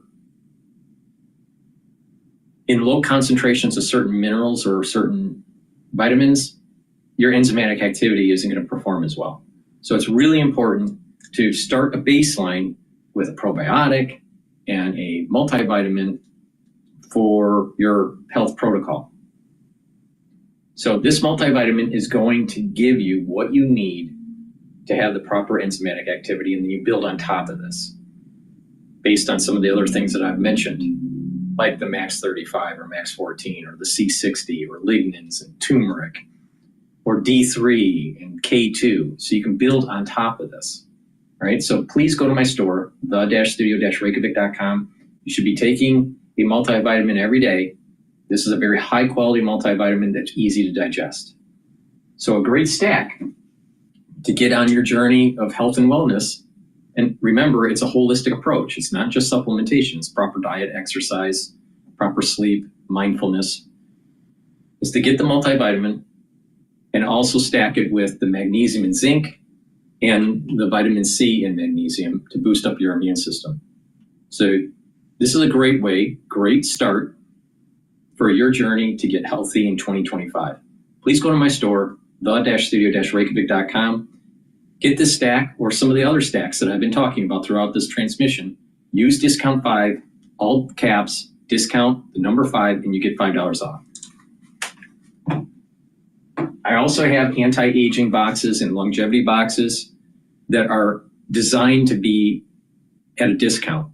And you can apply the discount 5 on top of that instead of just purchasing the individual products. So if you want something that's in an anti-aging box or a longevity box that's on my website, it behooves you to actually purchase the longevity box or anti-aging box because it's cheaper than to purchase the individual items on my store. All right. So I'm trying to find different price points and get these stacks in your hands so you can get healthy. It works. You just have to follow my directions on this. And, if you do the proper supplementation on a regular basis, the proper diet, the exercise, the stretching, the cardio, the weight training, the balancing exercises, mindfulness, proper sleep. When you do this in a holistic fashion, you're going to get healthy. You're going to slow down the aging process and boost up your immune system. Okay. With that, I want to go to probably Bloomberg. Yeah, I think what we're going to do is we're going to, let's go to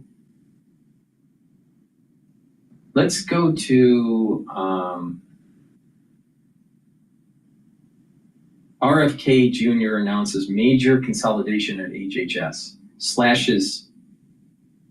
This is from the New York Post, 20,000 staff. I thought it was 10,000 staff, but let's listen in here.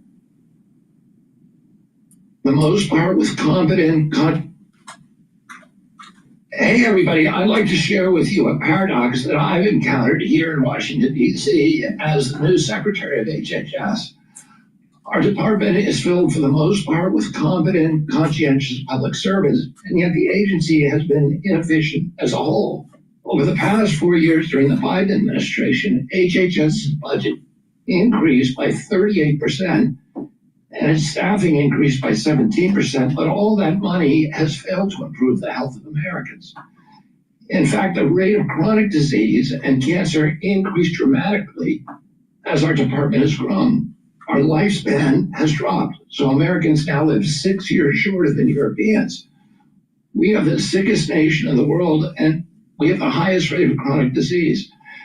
The U.S. ranks last among 40 developed nations. And a big part of that is our lifestyle, the foods that we eat. So stay away from processed foods. Filter your water. Detoxify your body. Do the proper supplementation. Proper diet. Exercise. And when I say exercise, cardio, weight training, balancing, and stretching, all 4 of those are very important. They do positive things for your body. Doing these different modalities of exercise are going to do positive things for your body. All right. So it's really important. If you just weight train, that's not the right way to do it. If you're just doing cardio, that's not the right way to do it. If you're just balancing exercises like yoga, that's not the right way to do it. All right. So you got to do all 4 modalities. Proper sleep to help with consolidating memory and to detoxify your central nervous system. Learning new things, so you're getting that positive neuroplasticity. Those are all really important aspects of this holistic approach. All right. Most chronic diseases in the United States is self-induced based on lifestyle. And if you if you look in the mirror and say, hey, you want a better you can do it if you follow these types of protocols. But a lot of Americans are too lazy or don't want, they don't want to pay attention. They just want the bread and circus. But guess what? When you have that heart attack and you're going to the ER, right? And your life is flashing before your eyes, you're going to wish that maybe, you listen to people like myself giving advice about how to improve your health and wellness. Now, we spend 2 to 3 times more per capita than those nations. As secretary, I now understand why all this money is not improving our health. HHS is a sprawling bureaucracy that encompasses literally hundreds of departments, committees, and other offices. You know how bureaucracies work. Every time a new issue arises, they tack on another committee. This leads to tremendous waste and duplication, and worst of all, a loss of any unified sense of mission. The resulting pandemonium has injured American health and damaged department morale. When I arrived, I found that over half of our employees don't even come to work.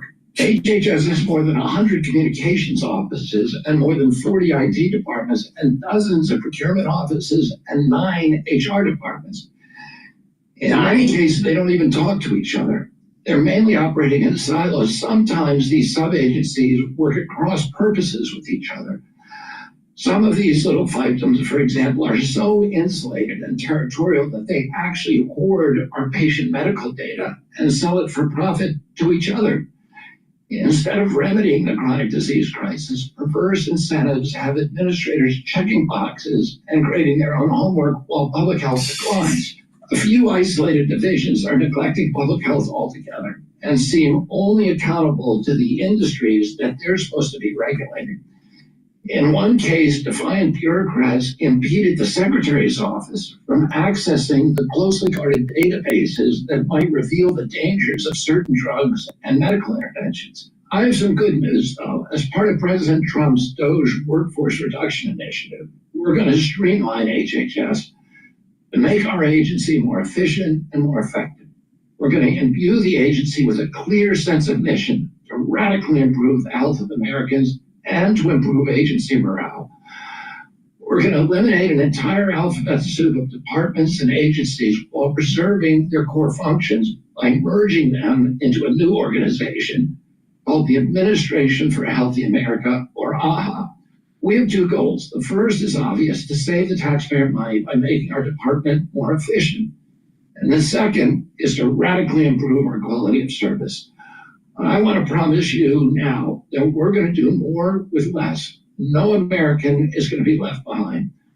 Our key services delivered through Medicare and Medicaid, the FDA and CDC, and other agencies will enter a new era of responsiveness and a new era of effectiveness. We're going to consolidate all of these departments and make them accountable to you, the American taxpayer, and the American patient. These goals will honor the aspirations of the vast majority of existing HHS employees who actually yearn to make America healthy. 28 great divisions will become 15. The entire federal workforce is downsizing now, so this will be a painful period for HHS as we downsize from 82,000 full-time employees to around 62,000.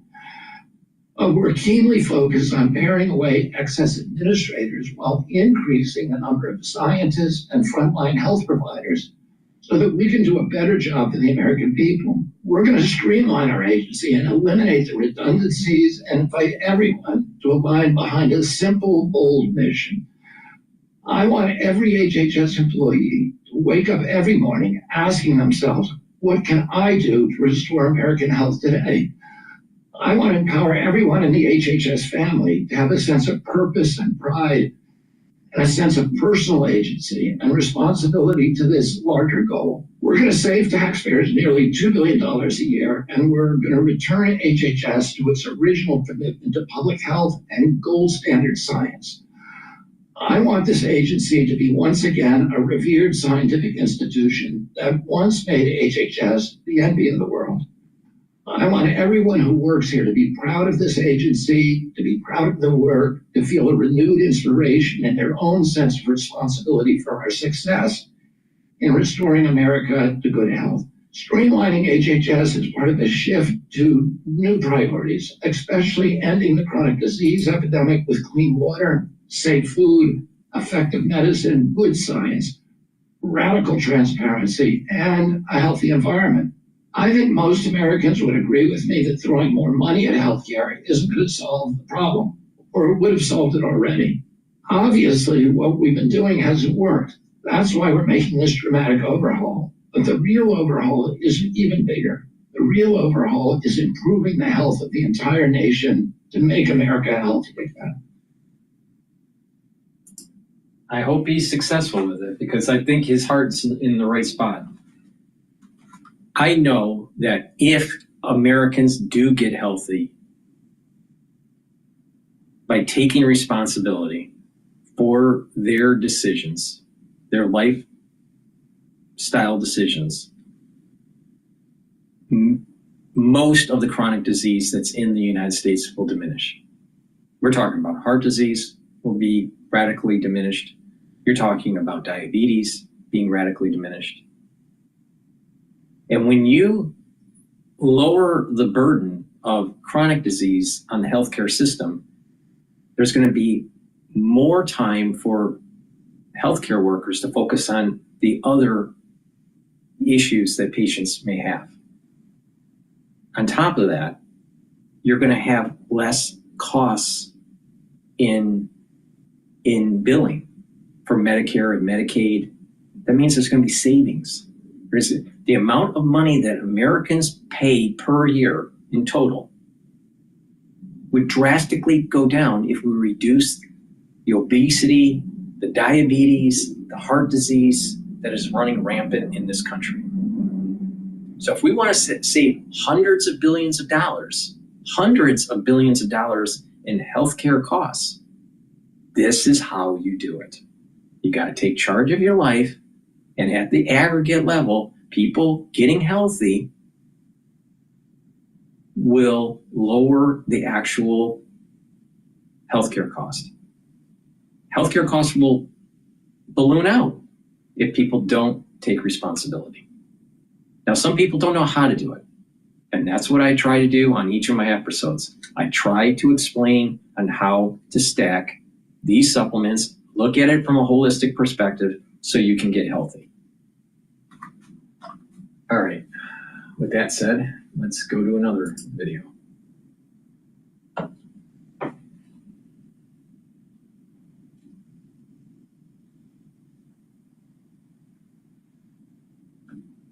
All right, this is CNN explaining to Americans what the auto tariff will do. Leaders of some of America's biggest trading partners, said another way, some of America's closest allies, are reacting and preparing to retaliate this morning now after President Trump announced 25% tariffs coming next week on all cars shipped to the United States. CNN's Vanessa Yurkevich joining us right now. And this applies to cars and car parts, which is an important aspect of this. What are you learning? It's absolutely critical because every car maker is going to be impacted, and every consumer. That's a much better way of even saying it. Exactly. And every consumer who's eventually going to be looking for a new car will be impacted by this 25% tariff on all foreign imports of cars and parts. Just look at the amount of car makers that are going to be impacted. You see foreign car makers, domestic car makers, and they're all on the same screen together because many of the foreign car makers actually have assembly plants right here in the U.S. However, they use foreign car parts. Of all the 10.4 million cars produced and assembled here in the U.S., 50% were made with foreign car parts and 50% with American car parts. That's in one vehicle. And that's critical because that's where you're going to start seeing these taxes on these car parts. We have been hearing from leaders around the world reacting to this and sort of foreshadowing what the retaliation might look like. Take a listen to Prime Minister of Canada, Mark Carney, and what he said just yesterday. This is a direct attack, to be clear, a direct attack. We will defend our workers. We will defend our companies. We will defend our country. And we will defend it together. He's going to defend Canada. He's going to defend his workers. What he basically means is he's going to maintain the tariff disparity. All right. Remember what Trump is doing. Trump is saying you have unfair trade that's going on. It's not reciprocal. And that you're placing tariffs on goods so American goods can't be sold into your country. In this case, we're talking about Canada. So the baseline is that Canada started this. Not that the United States started it. There isn't free trade. There's not even fair trade with Canada. The issue that we have here is that there are goods and services that they're tariffed to protect their industries in their country. Well, then, fine. The United States should do the same to Canada. So who really started this? Was it the United States or was it Canada? So they just want to defend the status quo, unfair trade practices. That's what he's saying.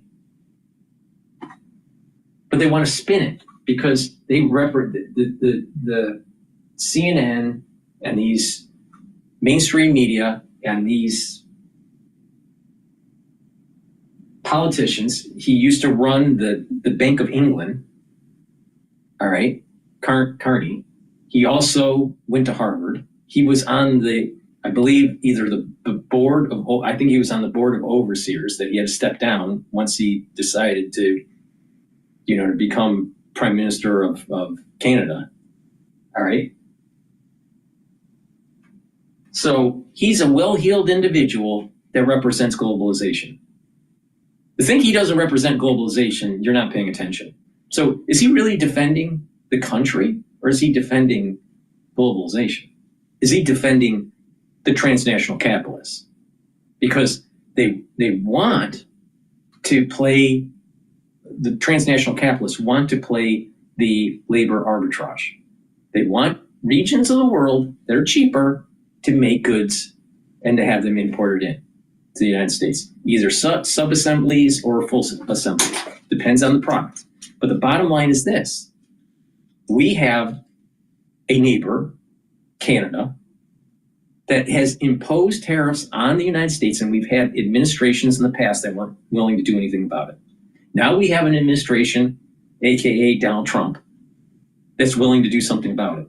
And then you got a well-heeled Harvard grad that used to run the Bank of England, all right? Well-heeled individual, used to be part of the overseers for the corporation of Harvard, all right?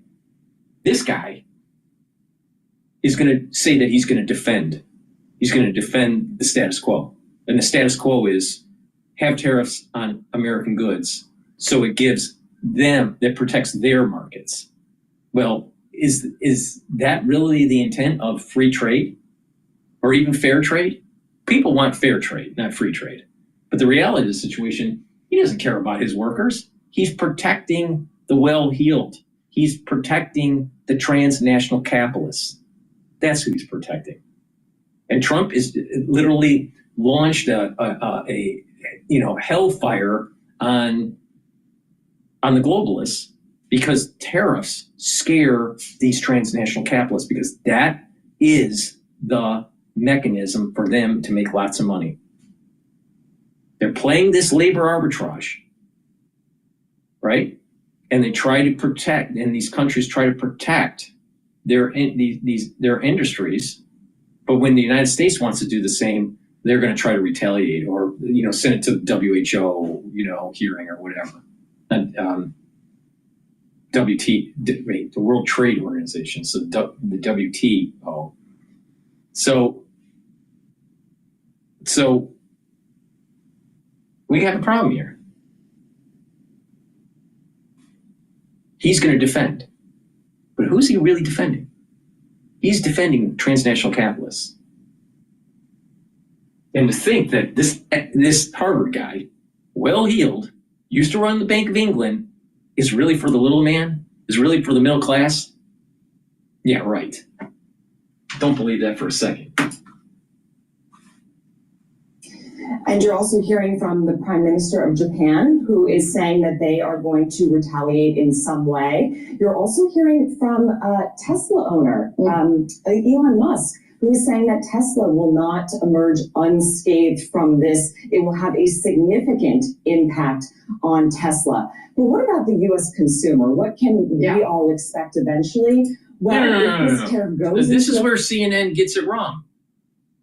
There's a short term and a long term. There's the U.S. consumer and also the U.S.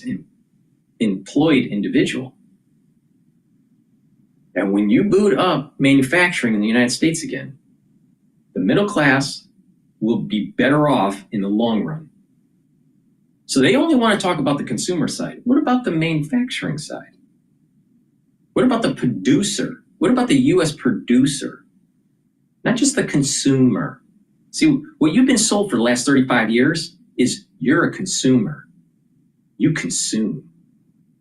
Just keep that GDP going up so the transnational capitalists can make their money.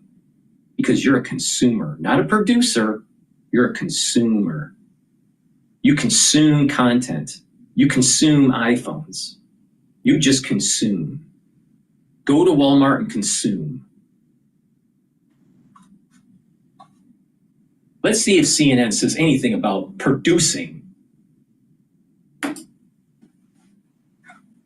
Stays in effect. The estimate is that the cost of production for vehicles could cost anywhere per vehicle $3,500 to $12,000 more. The key thing here is you're just looking at you're just taking a very slim slice of a very long issue, like 35 years. All right, let's start the clock at NAFTA. All right, you could start it before NAFTA, but let's start the clock at NAFTA. All right. So for the last 35 years, transnational capitalists were moving manufacturing over to other countries, in this case, let's say Canada, and playing the arbitrage, labor arbitrage, reducing manufacturing in Michigan and putting it in Windsor, Canada, and importing it at a cheaper rate. So for the last 35 years, it's harder to have a family in the United States. It's harder to buy a house. It's harder to put your kids through school. Because for the last 35 years, your jobs went over to Canada, to Mexico, to China. And they want you to get all worried because your car that you're going to consume is going to cost maybe $3,500 more. It is time to get off of this importing deflation issue because it's not making America strong. It's gutting its manufacturing base. And you have now kids that are too stupid to even be able to read, write, and do math. But they just want you to consume. And CNN, they're not doing too well with the ratings. And ratings, low ratings means the bill rate for the advertising is low.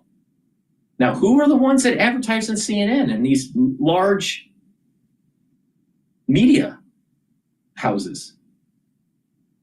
Multinational corporations. Do you think CNN is actually going to do an expose on the benefits of tariffs? Of course not. Why? Because it would hurt their income stream. And that income stream is the advertising dollars from the multinational corporations. Stay in effect in order for U.S. car makers in particular to do what President Trump wants them to do, produce and assemble all cars here in the U.S. So like a long time. Exactly, a couple of years. It'll take a couple of years to do that. By then, Trump may be out of office. So really, so isn't it better to kick? We're supposed to kick the can down the road for another 35 years and destroy our economy? Or is it time to take the pain now for to have a better life in the long run. Isn't that the whole reason why people save? Is to suspend your consuming now so you can consume later. All right? You're building a future for yourself. It is better for the society to take the pain now. But they don't want you to think that way. Oh, this is all political. Oh, it'll take 2 years to move the plants here and to test all the, the subsystems and blah, blah, blah. Right? And then Trump's almost out. They're not thinking the long term. What about the next 50 years of the manufacturing base in the United States? Because we've had too many people that have lost their understanding of what made America so prowess. And it was its manufacturing capability. We have lots of resources, but you got the crazy libs that want to stop you from using those resources. You can't have a society that's functioning if all you do is push paper. You got to make things. You got to design things. You got to engineer things. You have to have a strong base for infrastructure. But we've had that our infrastructure is weakened. And when you have kids that aren't learning how to build stuff, literally, you got dumb kids.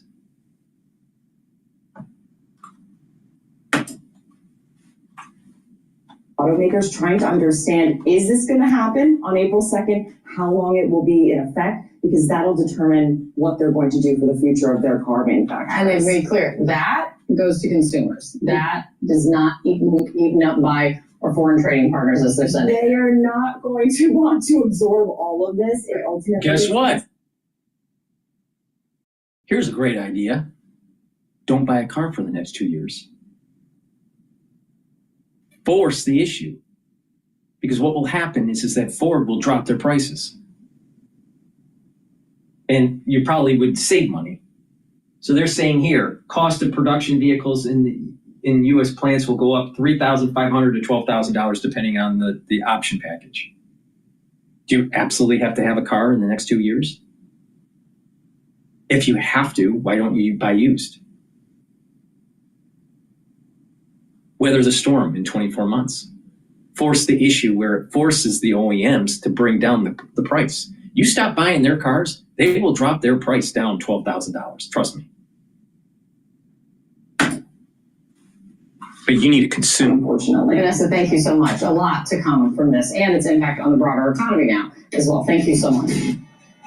All right, that is the opening bell on Wall Street. And now, that's when the markets just open. Right then and there, we are watching how they react to the announcement from President Trump of these new 25% tariffs across the board on imported cars and, importantly, car parts. You can see the Dow dropping at the open here. Let's get right to CNN's Matt Egan. Now, the Dow did drop in the morning, but like I said, it's it's pretty much mean reverted that drop.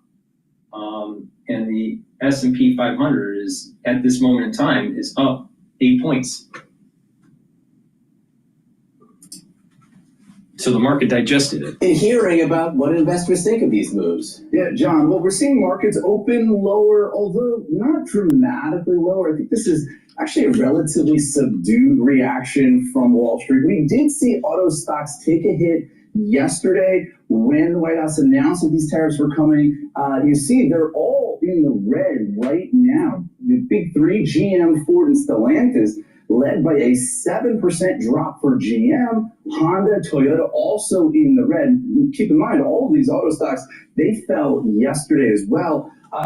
It's interesting that the losses are not even more significant in the auto sector because really this announcement of tariffs sending shockwaves across the industry. I think there's two reasons. One, is auto stocks were already beaten down ahead of this because investors were bracing for trouble.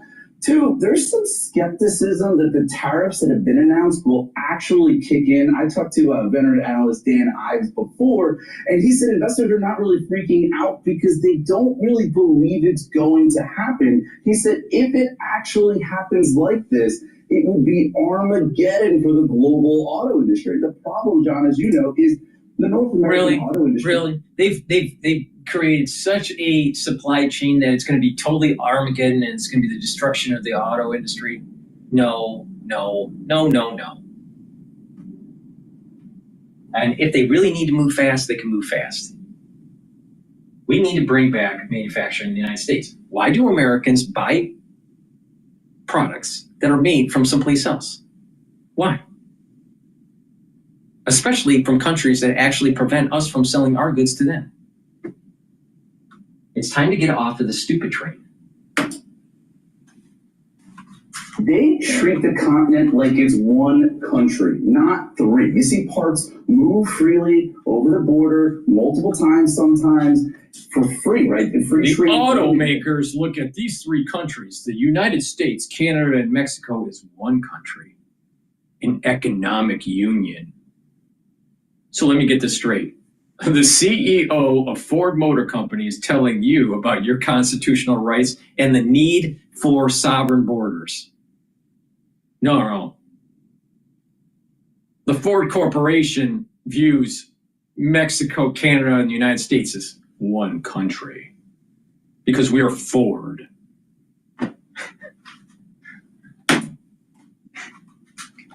It's been built up for years, decades, and it's not really clear how do you kind of unscramble that egg. I mean, the interconnections are just so tight. And we also have heard from other analysts who said that, this is from Cox automotive analyst, economists, who said that if these tariffs kick in next week, that it would be doomsday for the industry. I gotta say, there's two things that are fascinating about that. Number one, the scale at which they think this could be problematic, but number two, the fact that people don't really believe it because the president has backed off so many times over the last month or so, negotiating effectively with himself in a way. Yeah, that's just part of the uncertainty here, right? The president announces something, he often dials it back, but sometimes he doesn't, and then he'll escalate elsewhere. It's really hard to make sense of it all. The other fascinating dynamic has to do with Canada, which is that... And this actually is a really great strategy for negotiation because the other side doesn't know what you're doing.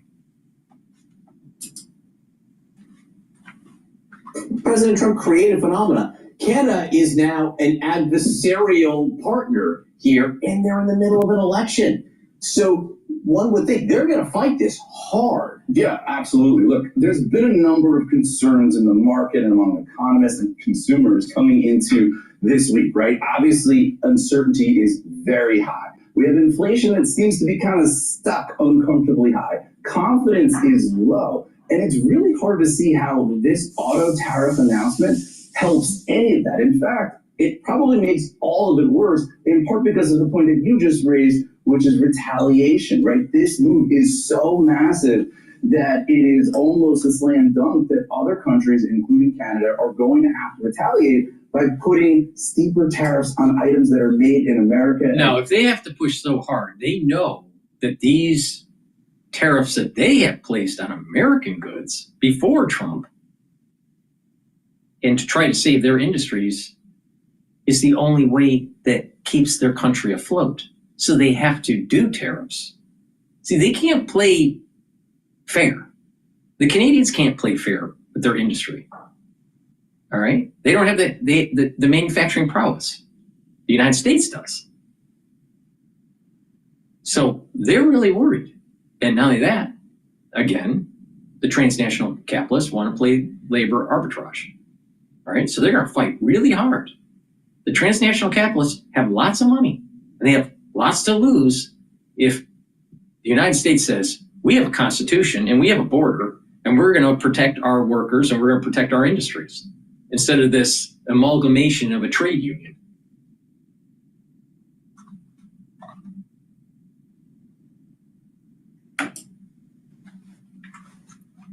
That just adds to the uncertainty and potentially slows down growth, hurts the jobs market, hurts inflation. There's a lot here. All right, watching it closely, Maddie, and thank you very much. CNN's Christy Lewstaff reports on how these new auto tariffs will impact U.S. allies in Asia, home to some of the biggest car makers in the world. The potential impacts could be huge, with the Japanese Prime Minister saying now. See what I mean? The biggest transnational capitalists in the world. Like I said, the tariffs, they're going to try to scare you that Trump's tariffs are going to be hurting you. Now, it may hurt for some products in the short term. Maybe. We're not for sure that that's the case. All right? But it might be short term. But the thing is that short term or long term, it is devastating for the transnational capitalists. And I would love to see the transnational capitalists have to whine and cry to Trump and say, please, mercy, uncle, right? And beg, for it to stop. But it's really easy. Unravel this supply chain network, and that if you want to sell these high value added goods in the United States, manufacture in the United States. It's really simple. And not only that, it behooves the transnational capitalists to build in the United States. Why? If you really believe in climate change or global warming or whatever you want to call it, or just environmental issues, doesn't it make more sense to have the manufacturing and the consumption in the same country instead of wasting energy, having these parts getting shipped all over the world? What is it, transnational capitalists? Are you really worried about the climate? If so, why are you allowing it? This is worse for the climate if that's the case. They don't really care about the climate. What they really care about is the labor arbitrage. And that's what Trump is knocking at the knees.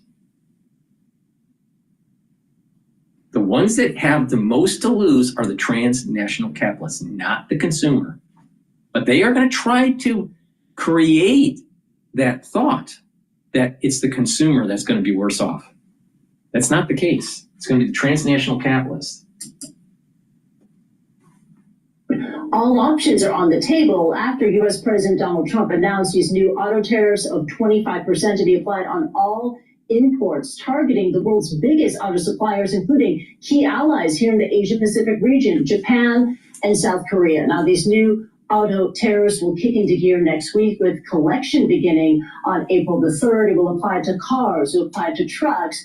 As for auto parts, and that includes stuff like engines, electronic components, transmissions, that will be subject to an up to 1 month reprieve. We've been monitoring investor activity and reaction ever since the news broke, and shares in South Korea and Japan have been skidding this day. And it comes as a surprise to many. I mean, just a couple of days ago, Hyundai, the South Korean automaking giant, announced plans to invest $20 billion in the United States. And earlier this month, Honda, the Japanese auto giant, said that it was planning to move the production of the Civic from Mexico to the U.S. state of Indiana to reportedly avoid potential tariffs. Now, we did hear from the Japanese Prime Minister earlier today. He addressed the tariffs in a session of Parliament, and we have a quote from him here. Let's bring it up to you. This is what you heard from Shigeru Ishiba, who said this, quote, "Japan is a country that is making the largest amount of investment in the United States, so we wonder if it makes sense for Washington to apply uniform tariffs to all countries. That's a point we've been making, and we will continue to do so. Analysts say that these tariffs will deal a heavy blow to the Japanese economy and to the South Korean economy as well." We heard this from a senior fellow at the Council of Foreign Relations who posted this on the social media platform known as X in regards to the auto sector. This is what we heard from Brand Setzer saying this, quote, "Imports from Korea have been growing strongly and now top $35 billion or 2% of GDP. So Korea is more exposed relative to the size of its economy than either Germany or Japan," unquote. Last year, in 2024, the United States imported some $474 billion worth of auto products. And if you bring up the list of top global suppliers, let's bring it up on the screen right now, you will see the following nations. You will see Mexico, Japan, South Korea, Canada, Germany. Every nation on this list is a close ally of the United States. All righty. Don't be fooled. The transnational capitalists have the most to lose in the long run. Please go to my store, the-studio-reykjavik.com, and get the ashwagandha root. This will help to control your blood glucose levels and your cortisol levels, bring down inflammation. Turmeric is an antioxidant, so it's going to soak up free radicals, but it also helps to bring down inflammation. Stack these together to help bring down inflammation at the vascular level. That will help reduce plaque buildup, but also bring down the inflammation and help your immune system. Chronic inflammation is immunosuppressive, so you want to bring down chronic inflammation. Please go to my store, the-studio-reykjavik.com, take the turmeric and the ashwagandha, help with your blood glucose levels, bring down inflammation. This stack helps your cardiovascular health and your immune system. Now, if you work out and you want to recover quicker, taking the stack will also help with that because it's bringing down that inflammation that was produced during your workout. So please go to my store, the-studio-reykjavik.com. I also want to talk about another stack that's really important to help with your neurons. Ubiquinol is the most bioavailable form of CoQ10 that you can get. Ubiquinol is an antioxidant, so it's going to soak up free radicals, but it's also helping with the health of your mitochondria, so your energy levels will go up, and it helps to protect your neurons. So take ubiquinol every day, especially if you're 40 years of age or older. NAD Plus is a supplement that will boost up your NAD Plus levels. That will increase your energy. It'll also help with healing your DNA damage. NAD Plus helps with cellular DNA damage and with mitochondrial DNA damage. So if you need to heal your DNA damage, you need to take this supplement. People that are older are going to accumulate more DNA damage at the mitochondrial level or at the cellular DNA level. So taking this supplement will boost up your NAD levels, your NAD Plus levels, and help with that repair. Also, NAD Plus helps to protect your neurons. So a great stack to protect your neurons is to take the NAD Plus and the ubiquinol together. Please go to my store, the-studio-reykjavik.com. Use discount 5, all caps, discount the number 5. You get $5 off any order. Stack them the way I'm telling you to. I'm giving you dual purpose ways to stack these so you get more bang for your buck. And not only that, these are things that I take as part of a much more comprehensive anti-aging protocol. So please, if you want to protect your neurons, and you need to if you're 40 years of age or older, take the ubiquinol. It's the most bioavailable form of CoQ10 that you can buy, and NAD+. Stack them together, protect your neurons. Okay. Let's go to Bloomberg again. Jeannie Canzano, Shape and Fay, tackling the optics surrounding the administration, coming up right here on the fastest show in politics. This is Bloomberg.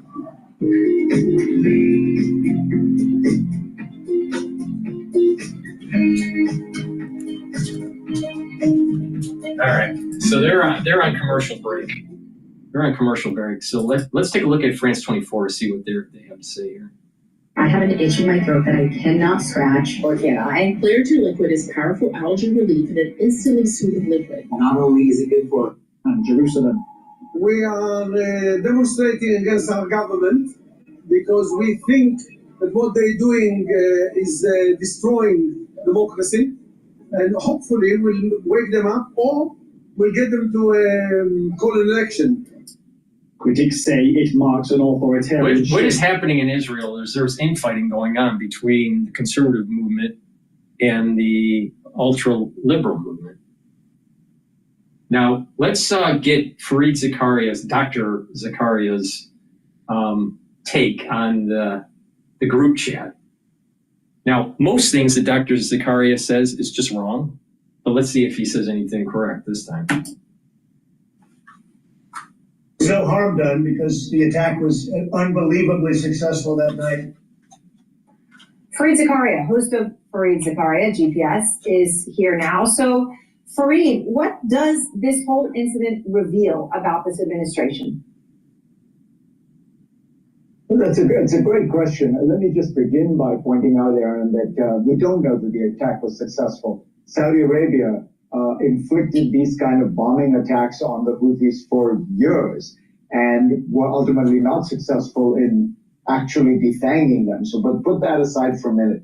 Look, what the broader issue this reveals is an administration that has kind of contempt for the processes and institutions of the liberal democratic state that the United States has built. You know, it's go into a department if you're Doge, don't bother to learn anything about the process or the procedures, fire everybody. You're at the NIH, just stop all the grants. You know, there have been these elaborate procedures by which scientists get funded. No, stop that all. Go into the courts, and the courts ask you for documentation for reasons why you're deporting people. And they just don't provide them. They effectively define court orders, and the courts and the judges are saying, look, you're not following the normal procedures we do. So this is really, to my mind, the most vivid example of this complete disrespect for the institutions, the norms, the procedures by which the American state, the American democracy has been functioning, because a lot of these people have contempt for all of this. This is at the end of the day to them the deep state. Well, what this reveals is sometimes it's the deep state has deep security procedures for a reason, to protect lives. You know, I'm also curious, the response around the world, Fareed, has been, and from European allies, rather muted. Obviously, you saw Europeans in this thing called, nobody wants to help them, God forbid, right? They were called pathetic. And that there's more where that came from, Vance's Munich speech, right? We all know that. And yet, the context is, I don't know if you saw this today, but the EU put a thing out today citing rising global tensions, saying that citizens should stockpile 72 hours worth of food and other essentials in event of an emergency, whether that be a war or an attack, right? This is Europe, and they're being told to do that. I mean, it's sort of, you read that and you pause. In the context of this Signal chat, what are the top echelons of European government, European national security? What do they really think about this? I don't think I care. So there are two things going on. One, there is a bit of surprise and bewilderment about the callousness towards these security procedures, because the U.S. has always been the gold standard on all this kind of thing. The U.S. has always been the place where if the Secretary of State, let alone the President, goes somewhere, they have to construct a SCIF, a special compartmentalized security booth in which emails, phone conversations take place so that nothing is revealed, because the United States is the only global superpower with military power around the world. So there's always been the sense that the U.S. Does this stuff at the ultimate standard of security. But the larger issue again here is what it revealed, particularly in Vice President Vance's comments, which, really he represents the kind of ideology, if you will, of MAGA, which is that the United States for 80 years has seen itself as the protector of the free world, as the guarantor of the security of the free world. It is at the center of it, right? But what was revealed is that J.D. Vance thinks of it more like we're running a protection racket. And what we need to figure out is if there are more European ships that are getting help than American ships, then why don't we do a shakedown of the Europeans? No president of either party, no vice president for 80 years would have ever said that. The context of this chat obviously was an attack on Houthis, right, who have been sending missiles into Israel. Right? It's all tied with the situation in Gaza. There's a significant development there on the ground, which is large crowds of Palestinians in Gaza have been protesting against the war there. And actually Hamas is the reporting here, Fareed. And this is the second day of that. The Hamas says, this does not reflect the Palestinian overall view. They're implying that this is really an Israeli thing, that Israelis are getting this to happen. How do you see it? I think it's a very important development. I think if it's happening, the United States and everybody involved should encourage it. Look, Hamas has been terrible for Palestinians. Hamas has been one of the most important obstacles to a Palestinian state, to a two-state solution, for Israel to have any degree of trust and faith in the idea that they could live side by side with Palestinians. Anything that weakens Hamas helps the Palestinian people. It's very important to make a distinction between the Palestinian people and Hamas, who have been misleading them for the last few decades.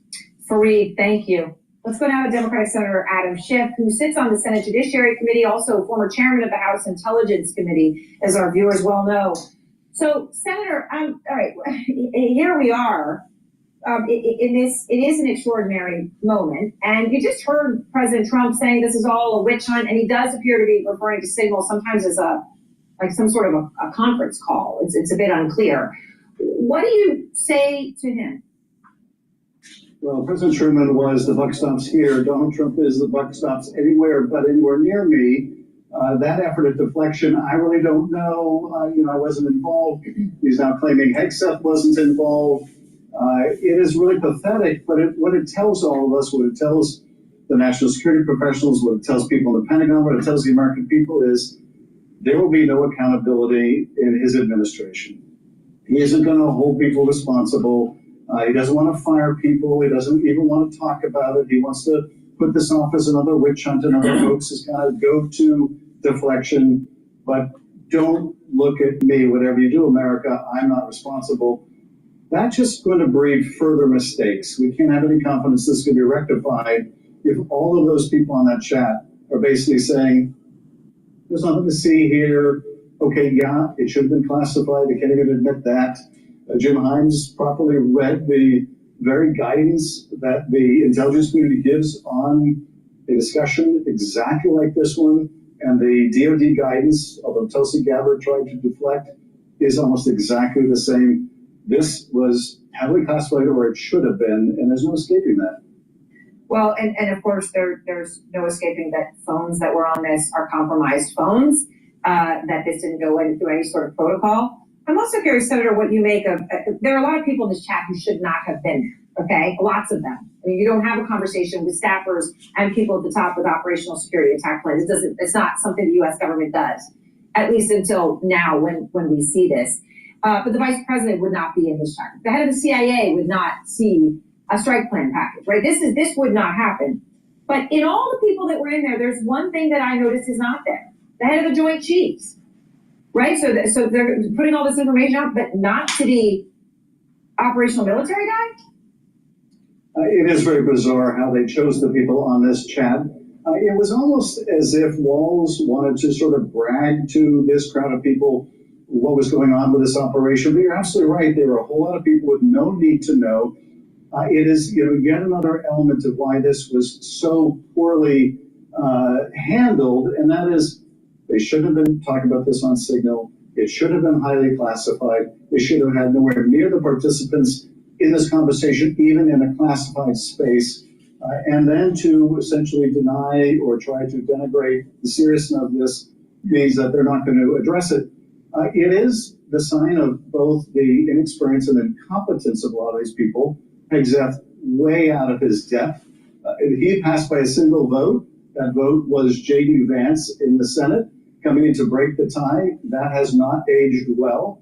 But more than that, I look at someone like Ratcliffe, who does have at least some modicum of experience, and nowhere in the chat does he say, hey, people, we shouldn't be talking about this on a commercial app.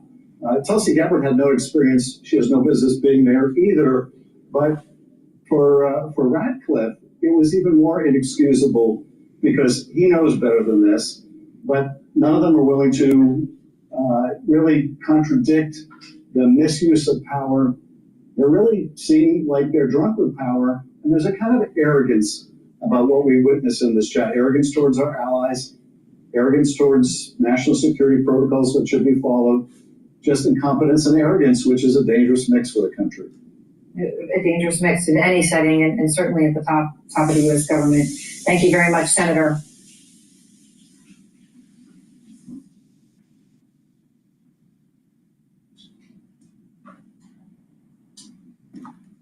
It's just another case of CNN saying that Trump can't do anything right. What do you see? All right, let's go to Bloomberg here. Turkish Tufts grad It's detained. all over the internet. We have to take a step back and, of course, say that we do not know, and this is part of the problem, if she was indeed or is being charged with aiding and abetting Hamas.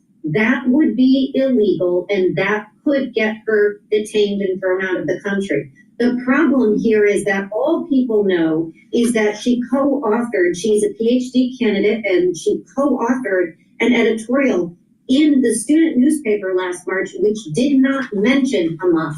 It took on the administration at the university, and it was calling for them to divest from their connections with Israel, and it was talking about for concern about the Palestinian people that had been killed.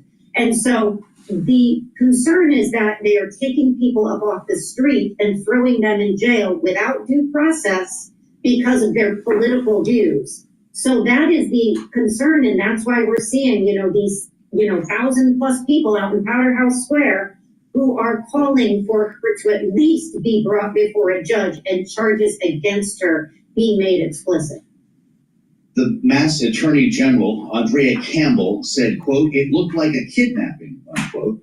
Senator Ed Markey, of course, Democrat from Mass, quote, "Trump sent masked law enforcement officers to arrest Rumeysa Ozturk, a Tufts University grad student with legal status, without a criminal charge," unquote. Chapin Fay, what's your thought on this? Is the impact corrosive, or is this, in fact, going to help Donald Trump politically because he's doing what he said he was going to do? I'll tell you what's corrosive. Speaking of kidnapping, there's still an American in captivity in Gaza. They have the remains of other Americans that they refuse to release. Hamas is a terrorist organization. If you are here on a student visa, you are a guest in this country. If you are supporting Hamas, a terrorist organization, and making your fellow students feel unsafe on campus, you gotta go. That's plain and simple. We talk about, outrage from Democrats. Donald Trump sneezes and you get outrage from Democrats. So I think we have to go down a little layer here, right? There will be due process for this woman. They will have to show some evidence of what they're alleging, right? And that will play out. But if you are a guest in this country and you are supporting terrorist organizations and calling for death to America or whatever else all these Hamas supporters are doing, you should absolutely be sent back home. Well, you just said a couple of important things, though, Chapin. If, in fact, there is due process, that changes the story. That's one of the points of criticism here. This is somebody who so far has not been charged. But are we in a world in which a student op-ed results in a visa being canceled? I don't know, right? I don't know. Like Jeannie said, we don't know what the evidence is or if there's evidence there. And, of course, if there's no evidence and she's just a student who wrote an editorial, then she should maybe be able to stay. But the United States government in America gets to pick and choose who gets access to this country. This is the whole point of what's going on. And you're seeing some real world implications happen. And, it's not pleasant, right? But it's also not pleasant that American Jewish students are getting harassed. It's like Nazi Germany. The left likes to call Republicans Nazis, but we're not the ones who are preventing Jewish students from entering buildings, taking over administrations in a violent manner, and then asking Jewish students for papers. This is all preposterous. If there's any shred of evidence that she has any connection to Hamas, I mean, you're seeing here in New York, right? The Columbia group that has been doing these protests and have been taking over buildings was reactivated after being dormant moments before October 7th. I mean, that needs to be investigated. This is absolutely preposterous. It's outrageous. And if you are actively calling for death to Americans and you are not a citizen and you are here as a guest, you got to go. I completely appreciate the spirit of what you're saying here, Chapin. The fact is, though, we wanted to know what would happen when this stuff started happening. Forget mass deportations for a minute. In this case, targeted student protesters on campuses, just like people wondered, what will be the impact of family separations if that starts to happen again? Jeannie, seeing sometimes changes perceptions. Does seeing this video change the way you're looking at this? It doesn't change the way I am looking at it, but certainly it can change people's views, and nobody knows that better than Donald Trump. I mean, he went on Meet the Press right when he was elected, and he said that. He told them that this is a concern, but let's just take a step back and let's just all agree that this particular woman has been accused of nothing yet that we know. There is no evidence she intimidated anybody, let alone a Jewish student. There is no evidence that she did anything to support Hamas. All we know is she was picked up off the street and she was a co-author of an op-ed in a student newspaper last year, which talked about the need to think about the Palestinians being killed, and also asking her own university to divest from Israel. That is free speech. That is not unconstitutional. Now, obviously, if there is evidence that she is colluding with or materially supporting Hamas or any other terrorist organization, that would be a different story. But the concern of the people protesting today is that she has not been produced or charged yet. She needs to be, that's what the judge called for, and I'm sure she will be, but she was taken very quickly out of the state to Louisiana. And so all of this is concerning when it's looked at in total. These, the concerns that you're hearing out there about kidnapping and otherwise, this young woman is a Fulbright scholar, a Ph.D. candidate.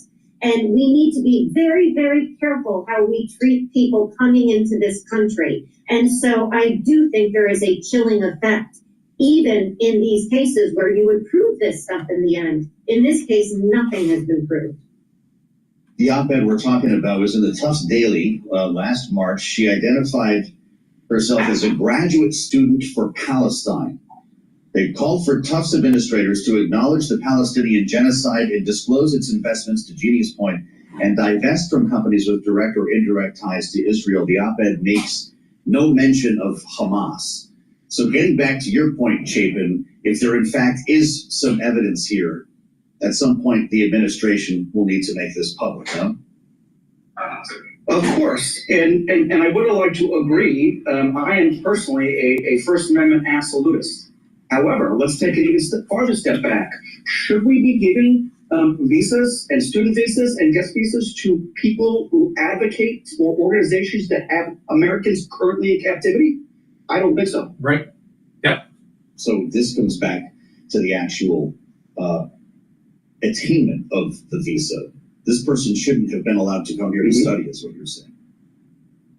Well, I'm not making that judgment, but I think that's an argument and a discussion that needs to be had at a higher level, right? I mean, it is a privilege, not a right, to immigrate to this country, and I'm not anti-immigrant. We all come from immigrants. It makes this country amazing, right? That's the whole point of America. But open borders doesn't work, right? There are students who have left Columbia and these colleges because they are unsafe. And if you ascribe any other ethnicity or national origin other than Jewish or Israeli, we would be having a very different conversation about people who have been put in jail for making other students unsafe. But we're not. We're having a conversation about the right of someone to protest on behalf of a terrorist organization. Got less than a minute left here, Jeannie. University officials say they're in contact with authorities. They hope Rumesa is provided the opportunity to avail herself of her due process rights. Is there a legal path for the school, or you just have to watch and see what happens?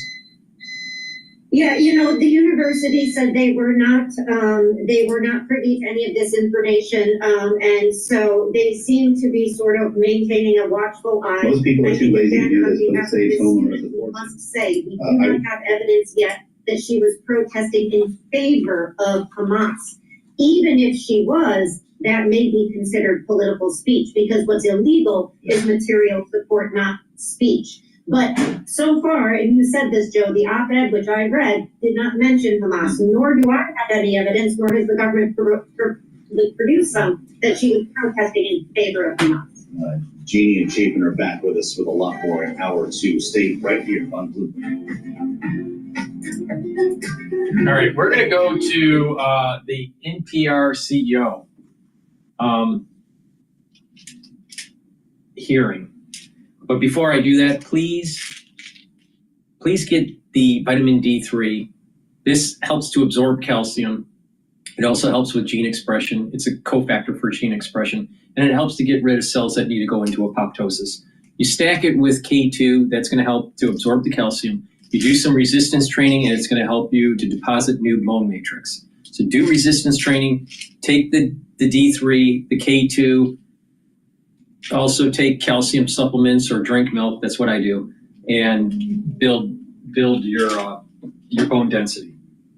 But it will also help with your cardiovascular health, because D3 and K2 work together to slow down the depositing of calcium around plaque. And over time, when you take the D3 and the K2, it can slowly pull out that calcium deposit around that plaque.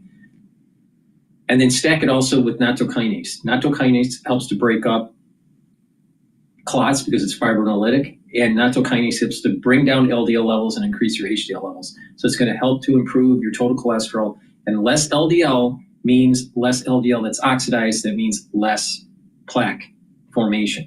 So take the K2, the D3 for bone health and cardiovascular health, and then stack it also with the nattokinase to supercharge the cardiovascular stack. So this is a dual purpose, helps with bones and cardiovascular health. Please go to my store, the-studio-reykjavik.com.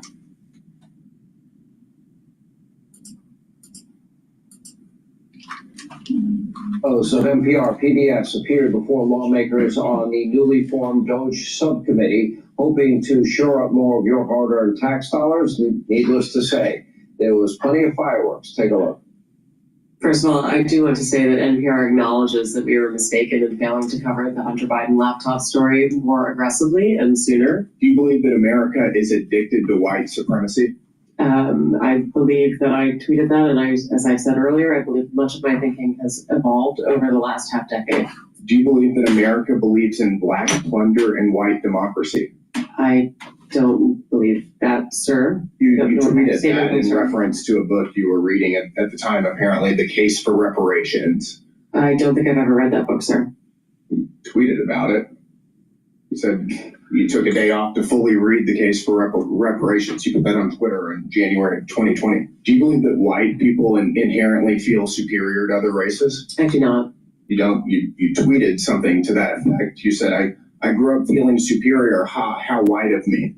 Why did you tweet that? A few years ago, NPR educated America about, quote, the whole community of genderqueer dinosaur enthusiasts. Do you think that that's an appropriate use of tax dollars? Your health advisor at NPR also stated in an interview that, quote, fear of fatness is more harmful than actual fat.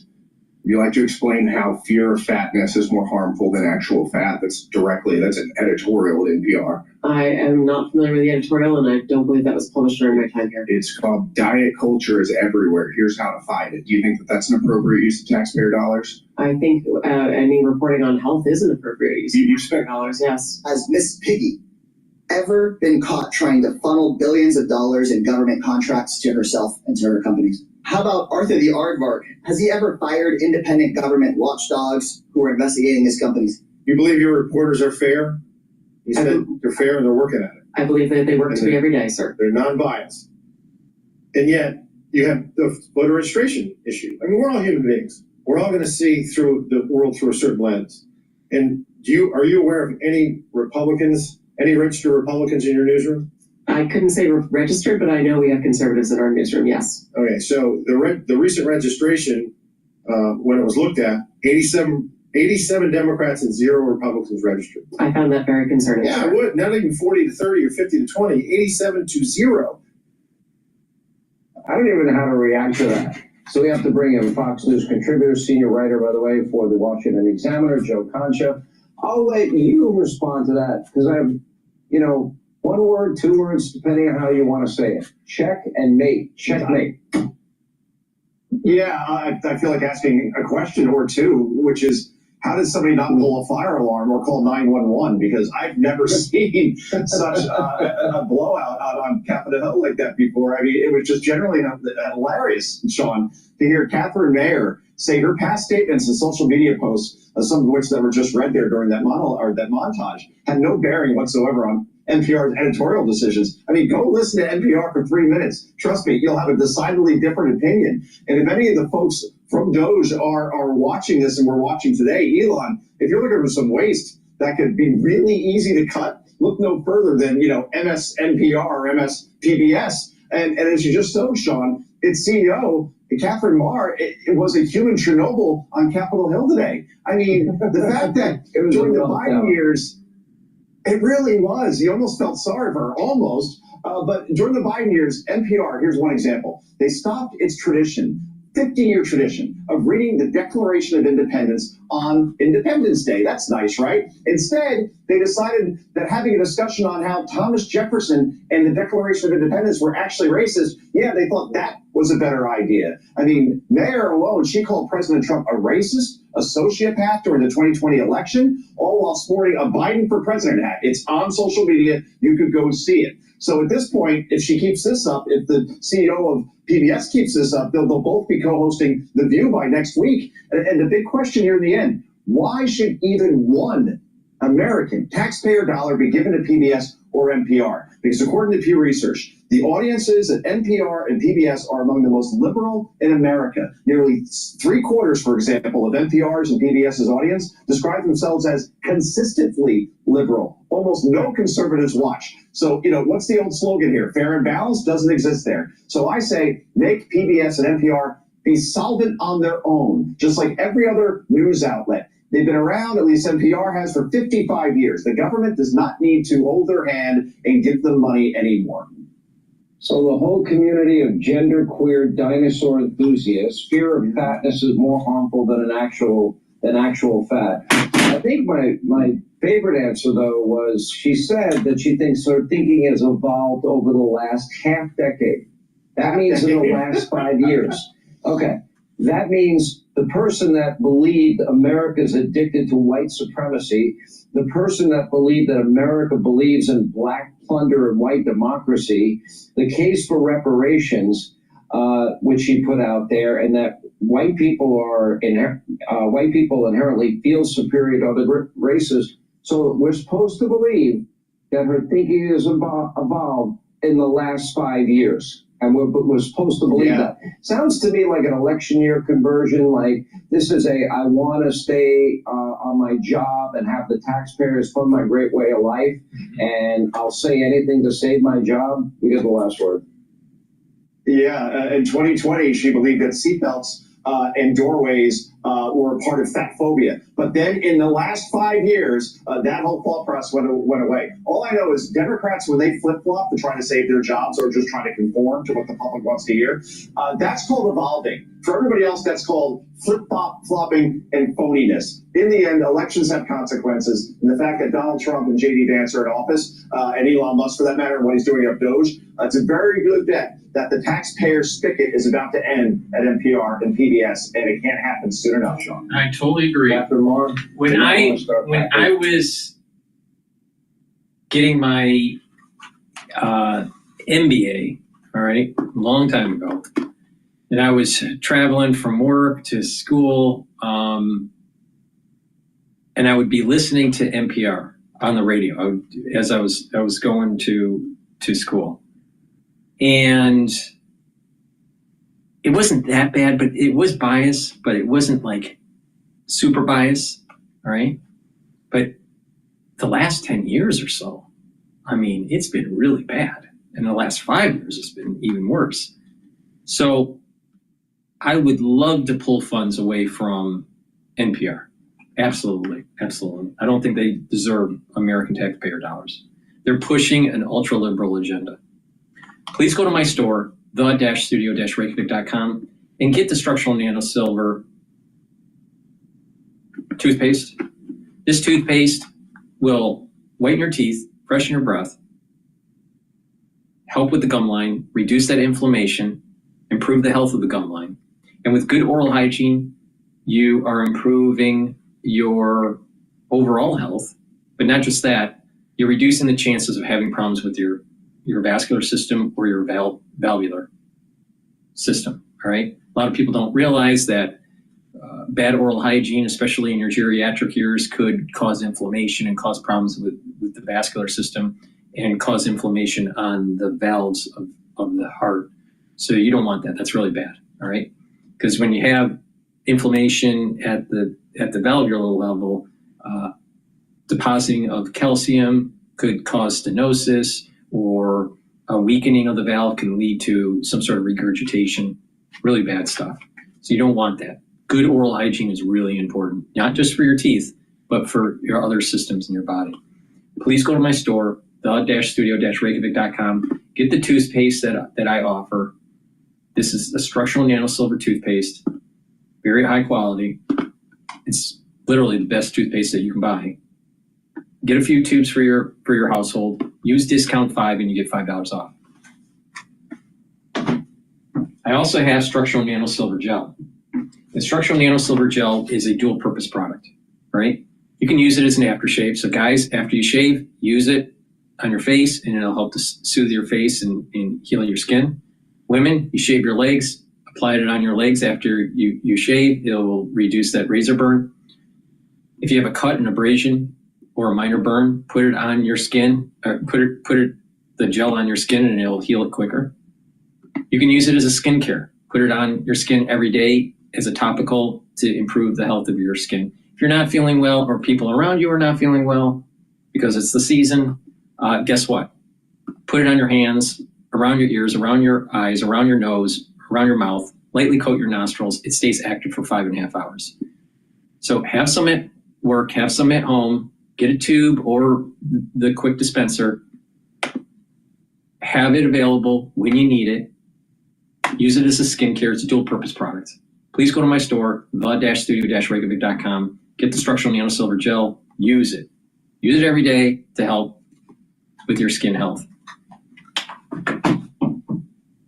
All right, let's go to Bloomberg here. It also depends on the conversations they're having with the Trump administration, and they're engaged on a daily basis trying to figure out where this is going. And the big question is, okay, if Trump's first term is any guide, do we just need to see the other countries he's negotiating with budge on some of the tariffs they have on the U.S.? And at the same time, General Motors, Stellantis, Toyota say they're going to move a vehicle that's made overseas or in Mexico to a factory in the U.S.? Or do they open a new plant in the U.S.? Do they make a concession that way where they're going to invest more here? We've seen Trump already talking up the fact that Apple is going to invest more in the United States. He talked up a $21 billion Hyundai investment that they announced a couple days ago. He likes to see these things. He likes to talk about them. So the concessions may be on two fronts. The countries, Mexico, Canada, the EU, who he's negotiating with, and then the companies here who he wants to see bring jobs and investment back. That may be the way that gets companies out of a long-term tariff structure that they find very difficult to operate in. All right, David Welch, thank you so much. Bloomberg's Detroit bureau chief, helping us walk through the impact these tariffs could have on auto companies. But by extension, there also is a question as to how exactly these levies may help or hurt auto workers. And it is the impact on auto workers that the White House press secretary Caroline Leavitt was touting from the White House earlier today. I would just like to emphasize these auto tariffs yesterday are a big deal for auto workers in the industry. And you saw the United Auto Workers Union, Sean Fain, who wasn't the greatest fan of the president on the campaign trail, came out this morning and applauded the president for this move, saying it's a great thing for auto workers who have been sold out by unfair trade practices. Let's see if Jared Bernstein agrees, former director of the White House Council of Economic Advisors during the Biden administration, back with us on Balance of Power on Bloomberg TV and radio. Jared, good to see you. As always, obviously, during your tenure at the White House, we talked with you frequently about issues surrounding labor, including the UAW strike when it was ongoing. Is there an argument to be made here that those workers stand to benefit from the levies that were just announced? I don't think so. And I've heard Ms. Leavitt argue that tariffs actually will make consumer goods cheaper, not more expensive. So I think some of this analysis is kind of upside down. In fact, it's widely agreed upon that tariffs are an import tax, and that at least some share. And we're gonna supposed to believe this guy when he was asked, "How does the Federal Reserve work with printing money?" And he couldn't answer the question. And he's some sort of really important economist. He used to be the former chair of the White House Council of Economic Advisors. And he didn't know how the Federal Reserve worked, how money was created. And he's going to say, and how tariffs are really. It goes back to what I was saying. With a complex system, you're not really sure on the actual trajectory in terms of price appreciation due to tariffs. It's a complex system that has lots of feedback loops. And so he's going to use some generic theory, and then we don't know. We don't know for sure. Most likely, high probability it'll be short-term increase, but long-term benefit for the society. I do think that would be an admirable goal, but I'm not sure why you have to start a trade war to get there. That's kind of like it's saying an admirable goal is to make myself feel better by not banging my head against the wall. That's true, but probably a good idea not to start that in the first place. Look, all of this comes down why should we continue to be raked over the coals by other countries, and the only ones that are benefiting from it are the transnational capitalists? But long term, the middle class is not benefiting. You think the middle class is benefiting from gutting your manufacturing base so you can buy cheap goods at Walmart? Yeah, wake up.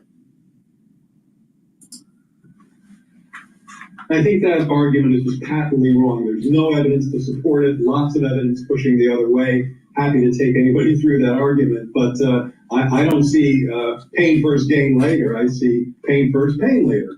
He's totally wrong. Well, so totally let's get into that wrong. a little bit more, because This is a guy. This is a guy that does not understand. This is a type of guy that does not understand the economic clustering and the importance of the manufacturing base for the middle class. Clown. Just absolute clown. From 8% to 9%, which obviously is not super dramatic, Jared. If this is not the means through which to have that manufacturing economy revival, what actually can juice it? Yeah, really important question, Kaylee. So first of all, that calculation is based on zeroing out the trade deficit. That hasn't happened since the mid-1970s. We can talk about whether that's something that policy should try to do. I happen to believe that there are times when the trade deficit is a clear drag on growth, and particularly on some of our manufacturing communities. So some of this impetus or motivation makes sense, which takes us to the second part of your question. We had even more success than I expected when it came to what was called our industrial policy in the Biden administration. We saw a doubling of factory construction on U.S. soil based much more on carrots than sticks. Tariffs, just these kind of broad-based tariffs, I actually think targeted tariffs can have a role, but these broad-based tariffs have never been shown to lower the trade deficit. They've never been shown, even if you do lower the trade deficit, for that to translate into more factory jobs. We had a lot more success tapping an untapped demand or elasticity for people who wanted to build factories in this country in the area of clean energy, electric vehicles, battery production. And when I say people, investors, I don't just mean American investors, I mean foreign investors. We had a surge in foreign direct investment. Now, many of those factories are underway. Those shovels are in the ground, and that's still ongoing. But that has proven already to be a lot more successful than the tariff strategy. People spent the 4 years, many economists spent the 4 years of your time in the White House with Joe Biden, Jared, predicting a recession. Getting back to the no pain, no gain situation here in your op-ed, you write, they failed to do so, continue to double down on their unpopular agenda. We may find ourselves testing Howard Lutnick's assertion that a recession will be worth it. So when does the recession begin? Well, this is Howard Lutnick, the Commerce Secretary, saying, yeah, the policies that we're implementing, possibly could be recessionary, but it will be worth it because of the gains on the other side. And as I explained earlier, and as we go through in some detail in the piece, that's just a wrong argument with no historical backing, no theoretical backing. Every reason to believe pain now, pain later on that. As far as a recession is concerned, one thing going for the Trump team right now is that they inherited a strong economy, and at least as far as the hard data are concerned, it's still a very solid economy. I mean, I was looking at the UI claims this morning, and they're not even flashing yellow. And I think if you're not seeing layoffs in the labor market, then you are not really looking at recessionary conditions. Now, I also noticed that Goldman Sachs marked down their first quarter GDP estimate for this year, so the quarter that that ends at the end of this month, to 1%. Now that's down from something like well north of 2 for Q4, and so that kind of a deceleration that really could be problematic in terms of the labor market. But at least as far as the hard data is concerned right now, the economy is still solid. Well, so when we consider the domestic economy and how it will compare internationally, obviously the impact of tariffs, Jared, will not just be felt in the United States, but in comparison to countries that will have to be grappling with this, like Europe, for example, which in many places seems to be abandoning austerity entirely, getting ready to spend on defense and stimulate. The U.S. currently is trying to really rein in federal spending. No such stimulus appears to be on the horizon. How could that ultimately stack or make the U.S. impact be felt more acutely than even the impact on other countries that the president is currently trying to influence? Well, first of all, the trade isolation, the American fortress will go it alone, I think is really antithetical to growth in the near term and in the long term. I think if the president and his team were talking about a regional trade bloc, maybe North America, I think that maybe we could have a better conversation. But clearly, their actions and threats against Mexico and Canada suggest they're not even thinking in terms of regional trade blocs. And I think this is damaging for growth. And again, this is coming from a person who is well aware of the costs of persistent trade deficits and unfair trade on communities that have been left behind. In terms of fiscal pressure, I think we probably will see some fiscal worsening of the outlook from the tax cuts. And I suppose you could look at that and say, well, maybe there'll be some positive fiscal impulse there, some more spending. That's really a function of whether they're just extending existing tax cuts, which comes with no new fiscal impulse. That's just status quo in terms of its macroeconomic impacts, or whether they're adding new tax cuts. Now, if they add new tax cuts, which they have talked about, that could reduce the economy a bit more, but of course it worsens the fiscal outlook even more, and I don't know how markets are going to love that so much. He was former chair of the White House Council of Economic Advisors. Now he's a free man, Jared Bernstein. It's great to see. He doesn't know on how additional tax cuts are going to affect the economy, but he's for sure that tariffs are going to tank the economy. See the issue with these economists? They're biased. Please go to my store, the-studio-reykjavik.com, and get the Myotrol. I'm going to show you a interesting stack here where you're helping with your musculature, your brain function, your immune system, and your cardiovascular system. So you're targeting a lot of systems with this stack there. So Myotrol has flavonoids, polyphenols, and lignans. This Myotrol will help for gene expression to build muscle. All right, when you get older, your gene expression to build muscle starts to decline. So you need to take Myotrol to help build muscle and help maintain the muscle. And Myotrol will help with the mitochondrial health. So you're going to have more ATP, really important. You should be taking Myotrol if you're 40 years of age or older. And if you're an athlete, either younger or older, taking Myotrol will help to build muscle and also for you to recover quicker during your workout. All right, so if you're an athlete, younger or older, take Myotrol. If you're 40 years of age and you want to maintain and build muscle, stop the atrophy, take the Myotrol. Very important. It helps with gene expression. Now, let's talk about brain health. Taking Clarity Factor is going to get rid of that brain fog and have your neurons fire more often. And having your neurons firing is going to improve that positive neuroplasticity. You have dendritic connections, and the more connections you have, the faster you think, the better your memory is going to be. And what will happen is you're going to be able to concentrate on the tasks that you have, either at work or in school, or even if you're retired. So take Clarity Factor every day. All right? Drink it with filtered water. And the last part of the stack is olive leaf extract. Olive leaf extract will bring down inflammation. That's important for your immune system and for your cardiovascular health. And olive leaf extract also helps to bring down your LDL levels and increase your HDL levels, so you're improving your total cholesterol. That's very important to reduce plaque formation. So take olive leaf extract to help with your immune system and your cardiovascular health. Take the Clarity Factor to help with your brain health, and Myotrol to help with your musculature. This stack is pretty powerful. You're helping with your muscles, you're helping with your brain, and you're helping with your cardiovascular health and your immune system. Please go to my store, the-studio-reykjavik.com, get the Myotrol, the Clarity Factor, and the olive leaf extract. Use discount 5 and you get $5 off.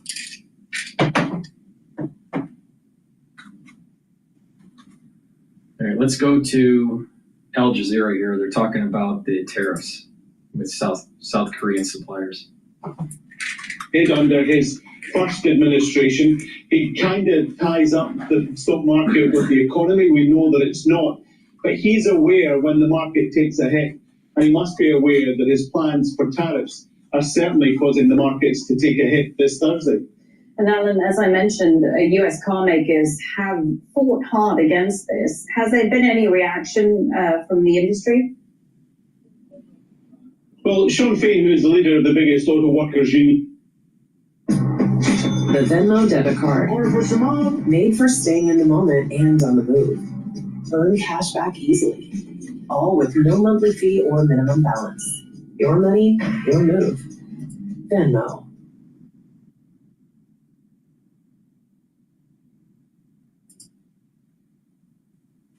Any reaction from the industry? Well, Sean Fain, who is the leader of the biggest auto workers union in the United States, says this is a great idea. It protects American workers. It means that more companies should build their cars in the United States. And that's certainly Donald Trump's plan. But the idea of getting a new car plant up and running within the next 2, even 3 years would make it possible that that could happen after Donald Trump leaves office. And the car companies are worried because they know that 60% of the cars that are bought, 50% of the cars that are bought in the United States are imported. And they know that 60% of the parts are brought in from abroad.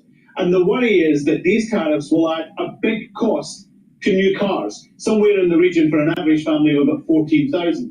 And that could price many working class people and middle class people out of buying a new car. And of course, buying a new car is the auto industry's lifeblood. So they don't want to see that sort of thing. Donald Trump, though, he's insistent these tariffs are going in place. And on April the 2nd, everyone will be paying a lot more to get cars into the USA. Okay, many thanks for that. Alan Fisher there for us at the White House. Mexico appears to be waiting to see what tariff figure actually comes into effect next week. President Claudia Sheinbaum says they will act to protect their economy and industry. We have to defend the jobs created in Mexico, the jobs that exist, and defend Mexican companies too, because it is part of our fundamental job in the development of this country and in our relationship with the U.S. As always, it's based on the principle of the sovereignty of our country. Within the Mexico-United States-Canada trade agreement, there should be no tariffs. That is the essence of this trade agreement. Greenland is gearing up for a visit by U.S. Vice President J.D. Vance on Friday. This is after President Donald Trump once again reiterated his determination to annex the island. Now, almost all Greenlanders oppose becoming part of the United States, according to the latest opinion polls. The Arctic territory is controlled by Denmark, which accuses the Trump administration of escalating tensions and interfering in Denmark's internal affairs, as well as disrespecting Greenlanders. Greenland's Prime Minister says the strategic island is not for sale. Rory Challenge has more from a boat off the coast of the Greenlandic capital, Nuuk. Seldom has Greenland felt more exposed. As you can see, this is an extraordinary place, a vast land, vast territory of ice and fjord. The kind of place where the raw power of nature is ever present, but the full force of power politics, international power politics, well, that's new to many people here. We have been filming with Uwe here, who's a fisherman who's very kindly taken us out on his boat. He doesn't speak English, but we've been talking about how people have been taking all of this. And he says that it's unsettling, to say the least, that people are feeling quite scared, perhaps like one of the little fishes that he uses as bait on his hooks, about to be gobbled up by something bigger. Now, Uwe says that he can see that there might be positives to a closer relationship with the United States. He says that perhaps the price of his fish that he tries to sell will go up. But he's very clear that he does not want American control, American ownership of Greenland, that Greenland should be free, Greenlanders should be free to pilot their own course in the world and not just swap Danish rule for American rule. But Donald Trump clearly doesn't see it that way. He's been saying very insistently that he wants Greenland, he wants all of it. And on Friday, we have a visit by the Vice President J.D. Vance and his wife Busha, which is the latest salvo in American pressure on Denmark and on Greenland. It's a highly controversial visit. It has been changed slightly to make it perhaps less inflammatory, but it does come at a very sensitive time for Greenland because we've just had elections here. Essentially, this place doesn't have a functioning government at the moment. There are negotiations for the formation of a new one, but this place is on tenterhooks. Very, very nervous at the moment. Protests have broken out in the Indonesian capital and other cities against a new law allowing the military to hold more civilian government roles. Demonstrators in Jakarta tried to breach the gates of Parliament and threw Molotov cocktails into... All right, let's go to Bloomberg here. There's an announcement that White House mulls pulling Stefanik's nomination. Congress. Those are the taxes. That's the deregulation. That's the unleashing of energy. And tariffs is threatening to increase inflation. And of course, that's very painful if it happens. And so I think they are really waking up to the fact that this is more and more critical that they pass this reconciliation bill. So even if they think they've got it, it doesn't make an ounce of sense politically to take a short yes vote out of the House, especially in a state where the governor is blue and she has been told to slow walk any special election that would go forward after that. So I think it makes sense to keep her where she is for now if you really need to pass this reconciliation bill. Of course, we got two specials next week in Florida. Two specials we'll be watching on Tuesday. Chapin, and there is talk that Democrats think they can flip a seat here. Republicans in the state think Senator Randy Fine will be all right. But is that why we're having this conversation? Because of what's up in Florida? It certainly is playing a role. I think you're seeing the Democratic candidate running a little bit stronger than probably anyone anticipated. So they are, I think the Republicans are ultimately be safe. But this is the calculation, right? And they're watching this. And, per Gene's point, right, a lot of the Trump agenda hinges on congressional support. I mean, almost all Doge, right? If they're going to implement any of these recommendation stuff that's going to come next year, they need a willing Congress. And you've seen some Republicans like to, have a little independent streak, right? So you can't always guarantee it on 100% in your caucus. So all of this makes sense to me. It's the right thing to worry about. It's unfortunate for, Congresswoman Stefanik, having her sights set on the ambassador's role, but getting the president's agenda passed is the most important thing for Republicans in the Beltway, for sure. Well, so when we consider that agenda, Chapin, and the budget reconciliation package that is expected to house basically the entirety of it, is there added fuel to the fire for Republicans now that we have a sense of an X date that, at least according to the Congressional Budget Office, could come as early as August, and that's if receipts don't come in low this tax season? Does that actually make this easier because they know they're up against that deadline to lift the ceiling? I think so. I mean, all of these factors that we're talking about play a role, right? And, a lot of times particularly in politics, right, the perfect storm is brewing, right? So all the pieces have to fall in place. It's a very complicated thing, right? President Trump's agenda is unprecedented or controversial or, whatever word you want to say. It's going to be harder than typical to get things done and passed. So deadlines are helpful. Special elections are helpful. The Democrats trying to do everything they can to change the rules up in the North Country to prevent a Republican from replacing Congressman Stefanik. Like, all of these things matter, right? The Florida elections, what you just mentioned about the budget process, everything mattered a little bit. But again, the driving notion is paramount, is getting the president's agenda done, right? So that's what the congressional leaders at least are focused on, hyper-focused on. Agency heads trying to implement the Trump agenda as well. One of them is RFK Jr. Here's something that he was talking about: massive job cuts coming to the agency, Health and Human Services. Listen to the secretary. Our department is filled for the most part with competent, conscientious public service, and yet the agency has been inefficient as a whole. We're keenly focused on paring away excess administrators while increasing the number of scientists and frontline health providers so that we can do a better job for the American people. Jeannie, we've seen a lot of firings at a lot of agencies. We've seen some of those reversed in court. Thousands of probationary workers fired, brought back to the agencies, and it's unclear how many have actually accepted these offers to return to a job they were fired from. Is the secretary on the right track here? Does this make Health and Human Services more efficient, more effective? This, I have to say, we have to take a wait and see attitude.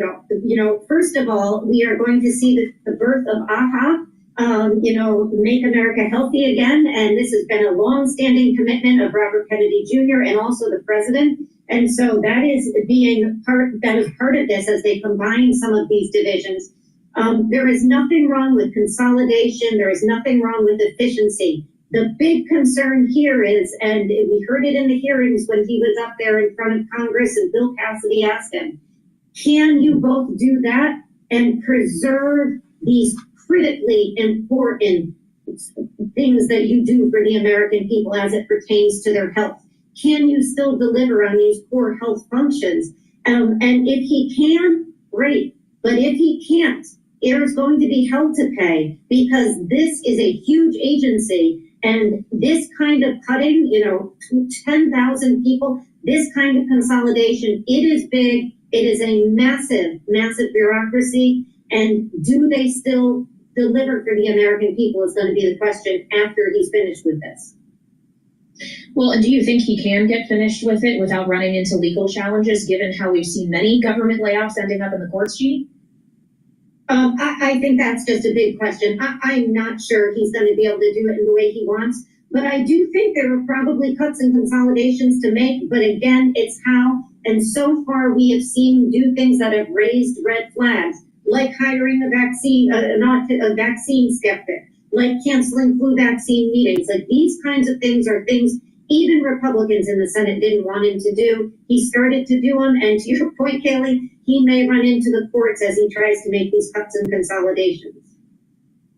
Chapin Fay, promises made, promises kept. That's what I would call it. Listen, change sometimes is painful. Trump, like you said, Trump ran on all of this, including with RFK, and now they're trying to do it. And I would add, what they're trying to do and radically transform government is something that the traditional conservative movement has been trying to do for decades, right? The conservative movement has been trying to get rid of the Department of Education for decades. And President Trump seems to be able to have the political capital, juice, and know-how this time around to get it done. Of course, the courts are always an option for the other side, and we've seen them use it to great effect in various ways. So there will certainly be a lot of fights. Tying this up, that's why the House Republicans and the president are concerned about the margin, right? This is a battle over the president's agenda, and both sides are going to use every tactic that they can to get it done. So I do think it will be difficult. I think it's going to be painful. Yeah. I think they will have a lot of success, but some things are going to be prevented and stopped in order. All right, we're going to go to commercial here. Please go to my store, the-studio-reykjavik.com, and get the collagens, the collagen peptides. This has an amino acid profile shown on the screen. You can take a look at the label on my website, the-studio-reykjavik.com. Collagen is a dual-purpose supplement. It'll help with your bones, your joints, your cartilage, your musculature, your skin, your hair, and your nails. You get a big scooper, take it every day, once a day, mix it with either filtered water or a smoothie. I take it with soft foods like hummus or yogurt or even applesauce. Take it every day. Now, if you want to help with your musculature and your bone density, do resistance training to help with your skin. Take vitamin C with it and drink filtered water to cross-link to help with the dermal layer. So please go to my store, the-studio-reykjavik.com, and get this very high quality collagen. Use discount 5 on any order and you get $5 off. Now let's talk about the second pillar of my core protocol. The first pillar is max 35 or max 14 to boost up your immune system. C60 is the second pillar to soak up free radicals. The third pillar is turmeric, ashwagandha, and lignans to bring down inflammation and boost up your immune system. And the fourth pillar is the boomer boost to boost up your energy levels and your metabolism. So on the second pillar is the strong antioxidant C60. All right, it's very potent. You can get it in avocado, extra virgin olive oil, or in MCT coconut oil. C60 needs to be in a lipid, in an oil, for proper absorption. Take it on an empty stomach for best absorption. If you work out, take it before your workout, so it'll soak up the free radicals during your workout, and you'll notice that you recover quicker. C60 is a molecule, 60 carbon molecule, looks like a soccer ball. It's called a fullerene, and it will soak up free radicals. When one molecule of C60 is soaking up all these free radicals, what's going to happen is that your energy levels are going to go up because your mitochondrial health will improve. So you're going to have more ATP. So that's really important for your cells. Also, the cellular stress will go down, so the cell will perform better and your tissues will perform better. That means your organ systems and your glands will perform better, your immune system, your endocrine system, even your neurons. Your neurons have lots of ATP, or needs lots of ATP. It has lots of mitochondria. And when you get older, your ATP goes down and your mitochondrial health will go down. And so the neurons just don't fire as well. And when the neurons aren't firing as well, then you start to have that neuroplasticity starting to recede. You don't want that. So you want to boost up the health of the mitochondria and reduce the stress in the cell. One way to do that is to soak up the free radicals that are in your neuron. So you soak up those free radicals and it's going to improve the health of the mitochondria. Your energy levels will go up, the neurotransmitters will be produced, and your neurons will fire those neurotransmitters and this neuroplasticity will improve. So C60 is a very strong antioxidant. Take a teaspoon a day, every day. You can get it in a 2 ounce, a 4 ounce, or an 8 ounce configuration. It's cheaper per ounce to buy the higher ounce configuration. But taking C60 every day, no matter what ounce configuration you're getting, is really important. Take a teaspoon a day every day. And you're going to notice these compound effects. Your energy levels are going to go up. You're going to notice that you're aging slower. You're going to have more vitality. You're going to think better. Your endocrine system is going to be performing better. Your immune system is going to be performing better. So please go to my store, the-studio-reykjavik.com, and get the C60. Either an MCT coconut oil, avocado oil, or extra virgin olive oil. Take it every day. It's really important, and you'll notice over a year period that you age slower. So please go to my store, the-studio-reykjavik.com.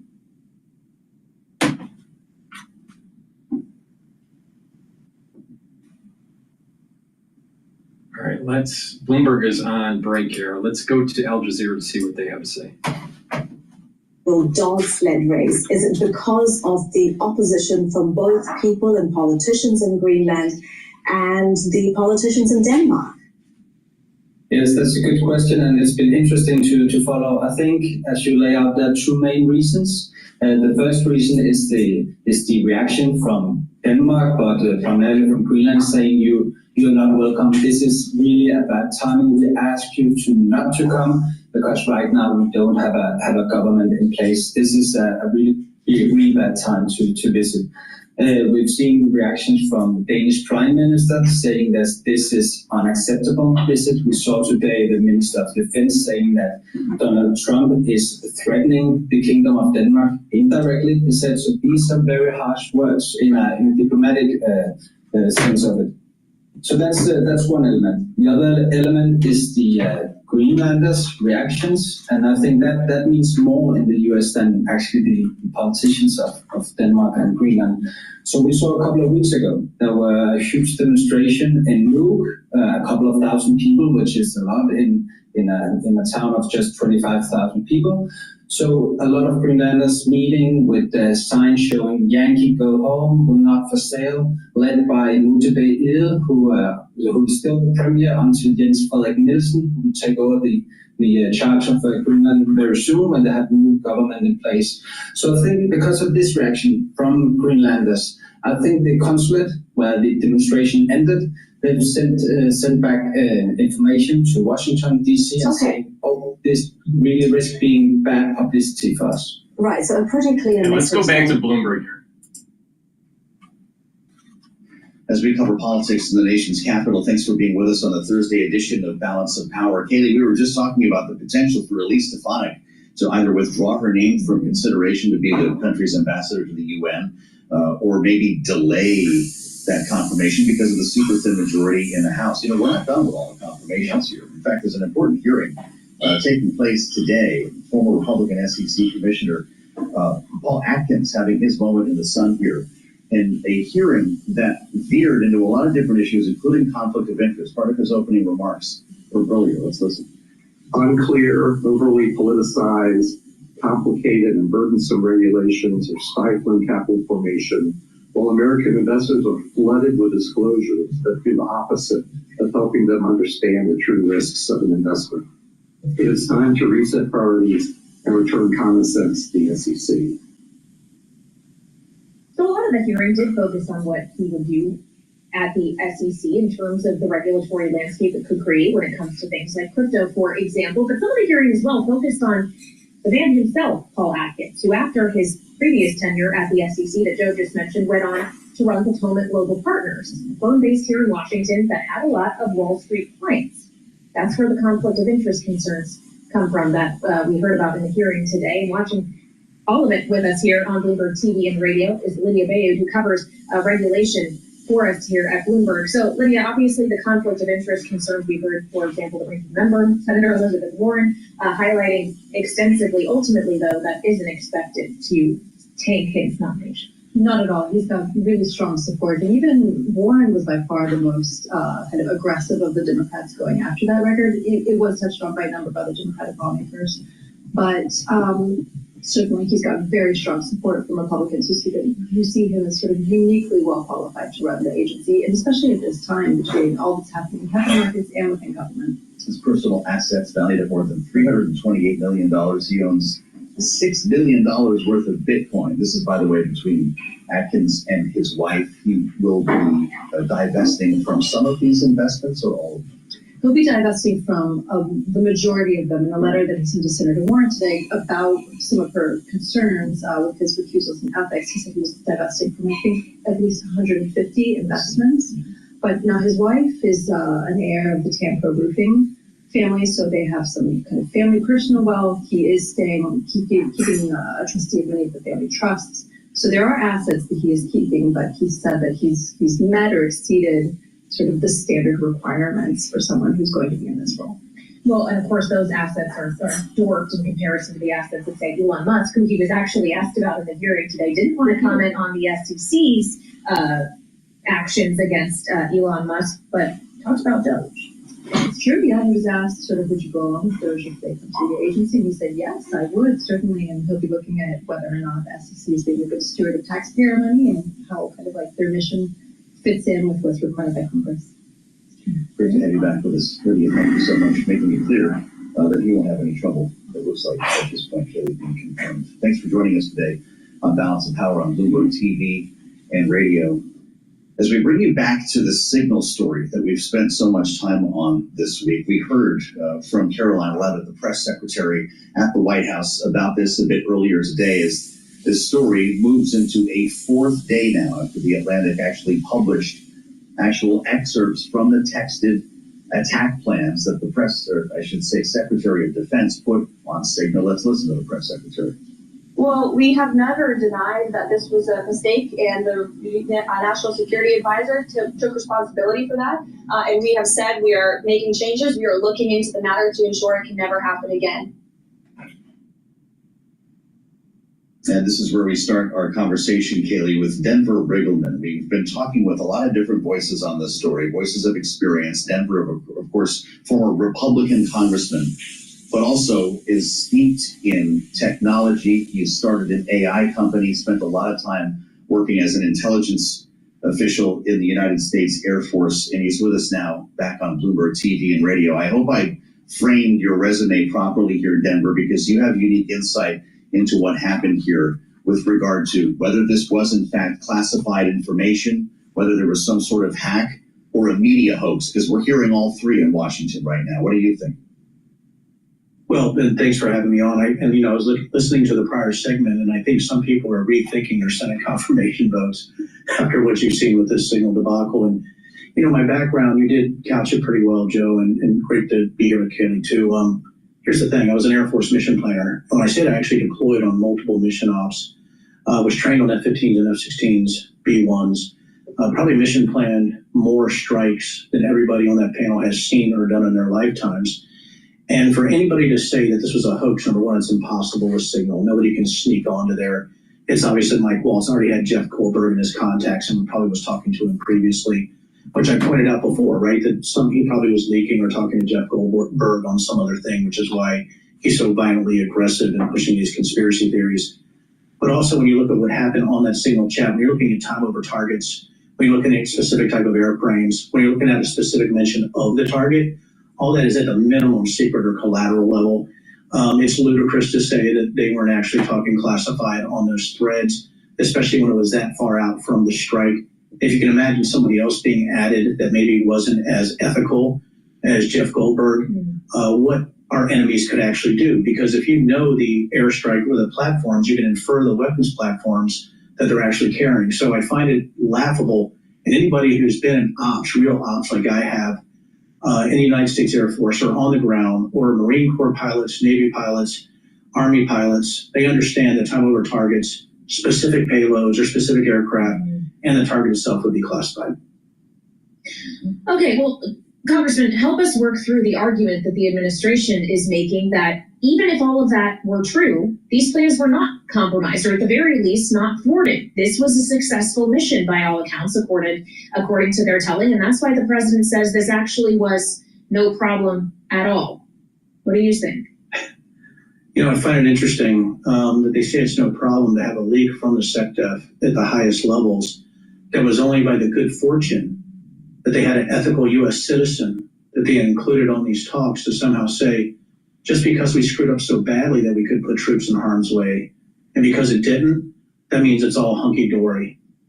It's so ludicrous from an intelligence background, but also from a military background, but just common sense. Because when you look at what these individuals had pledged to do and how they've supposedly been trained and gotten all the security briefings, they broke so many protocols in this one incident. You wonder how many protocols they've broken in the past. There's something in the military when we say past performance is indicative of future performance. How many other screw-ups have they done or they're going to do? When you have people who have no business being in positions of power, who don't have the expertise, the acumen, right, or the judgment, most of them conspiracy theorists or believers that the election was stolen. When you have people with that bad a judgment that are actually supposed to be holding security clearances, you don't want those individuals actually affecting operations based on their own bad decisions. And I think that's what we have right now is we have fantasy-based policy coming from the administration, but we have individuals that have been confirmed by the Senate, as you guys alluded to earlier, that really shouldn't be there. And I think when you have people who don't have the experience level or the acumen or the ability to plan correctly or can't follow directions, who don't know security, all of that together could be a disaster for the United States. And I think what it indicates is that they actually could be the reason that the United States has a debacle in the future based on their performance today and literally head should roll. Well, the thing is that, I don't know, it looks like that might not happen here in Denver, and you might suggest otherwise, but the president is standing behind his team, and he's suggested there's nothing to see here. So is there a chance that there'll be a credible investigation led by Congress? No, not going to happen. No. My guess is there's going to be an executive order allowing Signal tomorrow, to be used for classified operations, right? Where there's going to be some kind of preemptive pardon, for Signal users in the DoD. I mean, it's so ludicrous, and I think it's what's scaring our allies right now. And I think what people are concentrating on, the fact that the Signal, they invited somebody, they were discussing classified information right on a comms channel that wasn't authorized. But it's also how do our allies think about how they were being spoken about. There's so many cascading effects here, Joe and Kaylee, that it's hard for people that, have IQ above moron and common sense to grasp how this administration could defend this in any way. But we've seen this in the past. I mean, we've gone from where there's not going to be an investigation on this to reparations for J6, insurrectionists. So, let's not think that this administration is going to all of a sudden change their spots and have any kind of real adult in the room type of decision making when it comes to our troops in the field. And I think that's what it goes back to, is me being a military member. I just want to make sure that our troops in the field, the people flying those missions, our forward air controllers, those on the ground, all those are protected. And right now with this administration, what we saw with this debacle and releasing this information, I don't know if anybody in the military can feel 100% that this administration has the best interest of the military or our national defense in mind. Well, and talk about the role our allies that you were just referring to play in ensuring the safety of military, or at least the obtaining of necessary intelligence, because you talked about the way our allies were spoken about, the idea that Europeans are freeloaders and shouldn't be bailed out. It'd be one thing if they were simply offended. It would be another if they decided the U.S. is not trustworthy in terms of receiving and transmitting classified information and intelligence they may have otherwise shared with us. What would be lost if allies started holding back some of that material? Oh, the first thing that's lost, it really is our ability to maneuver and massage events that are happening in a foreign affairs environment. And I think that's what scares the hell out of me, is that we don't have this ability to dictate or to look at our best interests or to be helpful. Listen, people might say, hey, Dan, we don't know if it's a fantasy or reality, but we look at ourselves as sort of the moral do-gooders, the people that could come in, right, and give some of these security assurances to our allies. If our allies don't believe that, what happens next, right? And I think what they're saying, too, is there's no truth, in fact, baseline to any of the decision-making. It seems to be knee-jerk and based on fantasy, especially when you're looking at Ukraine. When I'm talking about air ops, Amy McGrath, Marine F-18 pilot, we're doing a new show, called Truth in the Barrel that's coming out. And we're talking about this exactly. The question you just asked, right, is how does all this actually affect our European allies, but how does this also affect Ukraine, right, specifically? Mm-hmm. So how do we affect Ukraine now, Joe and Kaylee? What is our position? J.D. Vance already made it clear when he was there before, right, that they only think Ukraine can be in NATO. I mean, it's just ludicrous to give up all of that sort of negotiating clout. So I think what you have is that the EU needs to look at going their own way. And I think you're seeing some of those positions when you're looking at Poland saying, hey, maybe we need to have our own nuclear program. Or you're looking at South Korea saying, hey, maybe we need our own nuclear program now. All the security assurance, nuclear assurances, all the weapons, all of our contractors, all of those decades and decades of building trust is broken immediately. And how do we get that trust back? So there's multiple cascading effects for the decision-making and the hyperbole that's coming out of the administration. Denver, we've only got a minute left. President Trump had said repeatedly that the platforms that are used now to share classified information are cumbersome. They're not efficient. They're not effective. That's why they had to reach for Signal. I just wonder, from your technical background, never mind your political one, is it time for a new platform? Is there a classified friendly Signal, a government friendly platform that they need to start working on? Listen, and I can't use all of the classified chats, but as back in the middle of the 2000s, we had a secure chat called Jabber. You have secure chat all over the place, right? You don't need to actually absolutely go to Signal. You have encrypted phones. You have all that also. Are there things in the military that are absolutely bureaucratic and ridiculous? Yes, I was there. Gosh, I know Joe and Kaylee better than most, right? Yes, but don't break the law or be stupid because you think something else needs to be used. Try to do better. And I think that's what it comes down to with military ethics and integrity. Use what you have, and if you have to change something in the future, then work towards it then. All right, we'll leave it on that note. Former Republican Congressman Denver Riggleman, also former...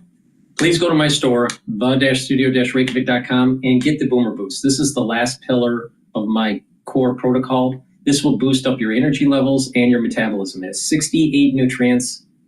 Go to my website, the-studio-reykjavik.com. Take a look at the label. It's very comprehensive. This targets multiple systems. It targets your vascular system and your cardio, your cardiac system. All right, so your heart and your blood vessels. It will target your brain function and also target your musculature. And of course, boost up your energy levels and your metabolism. You will lose weight by taking this.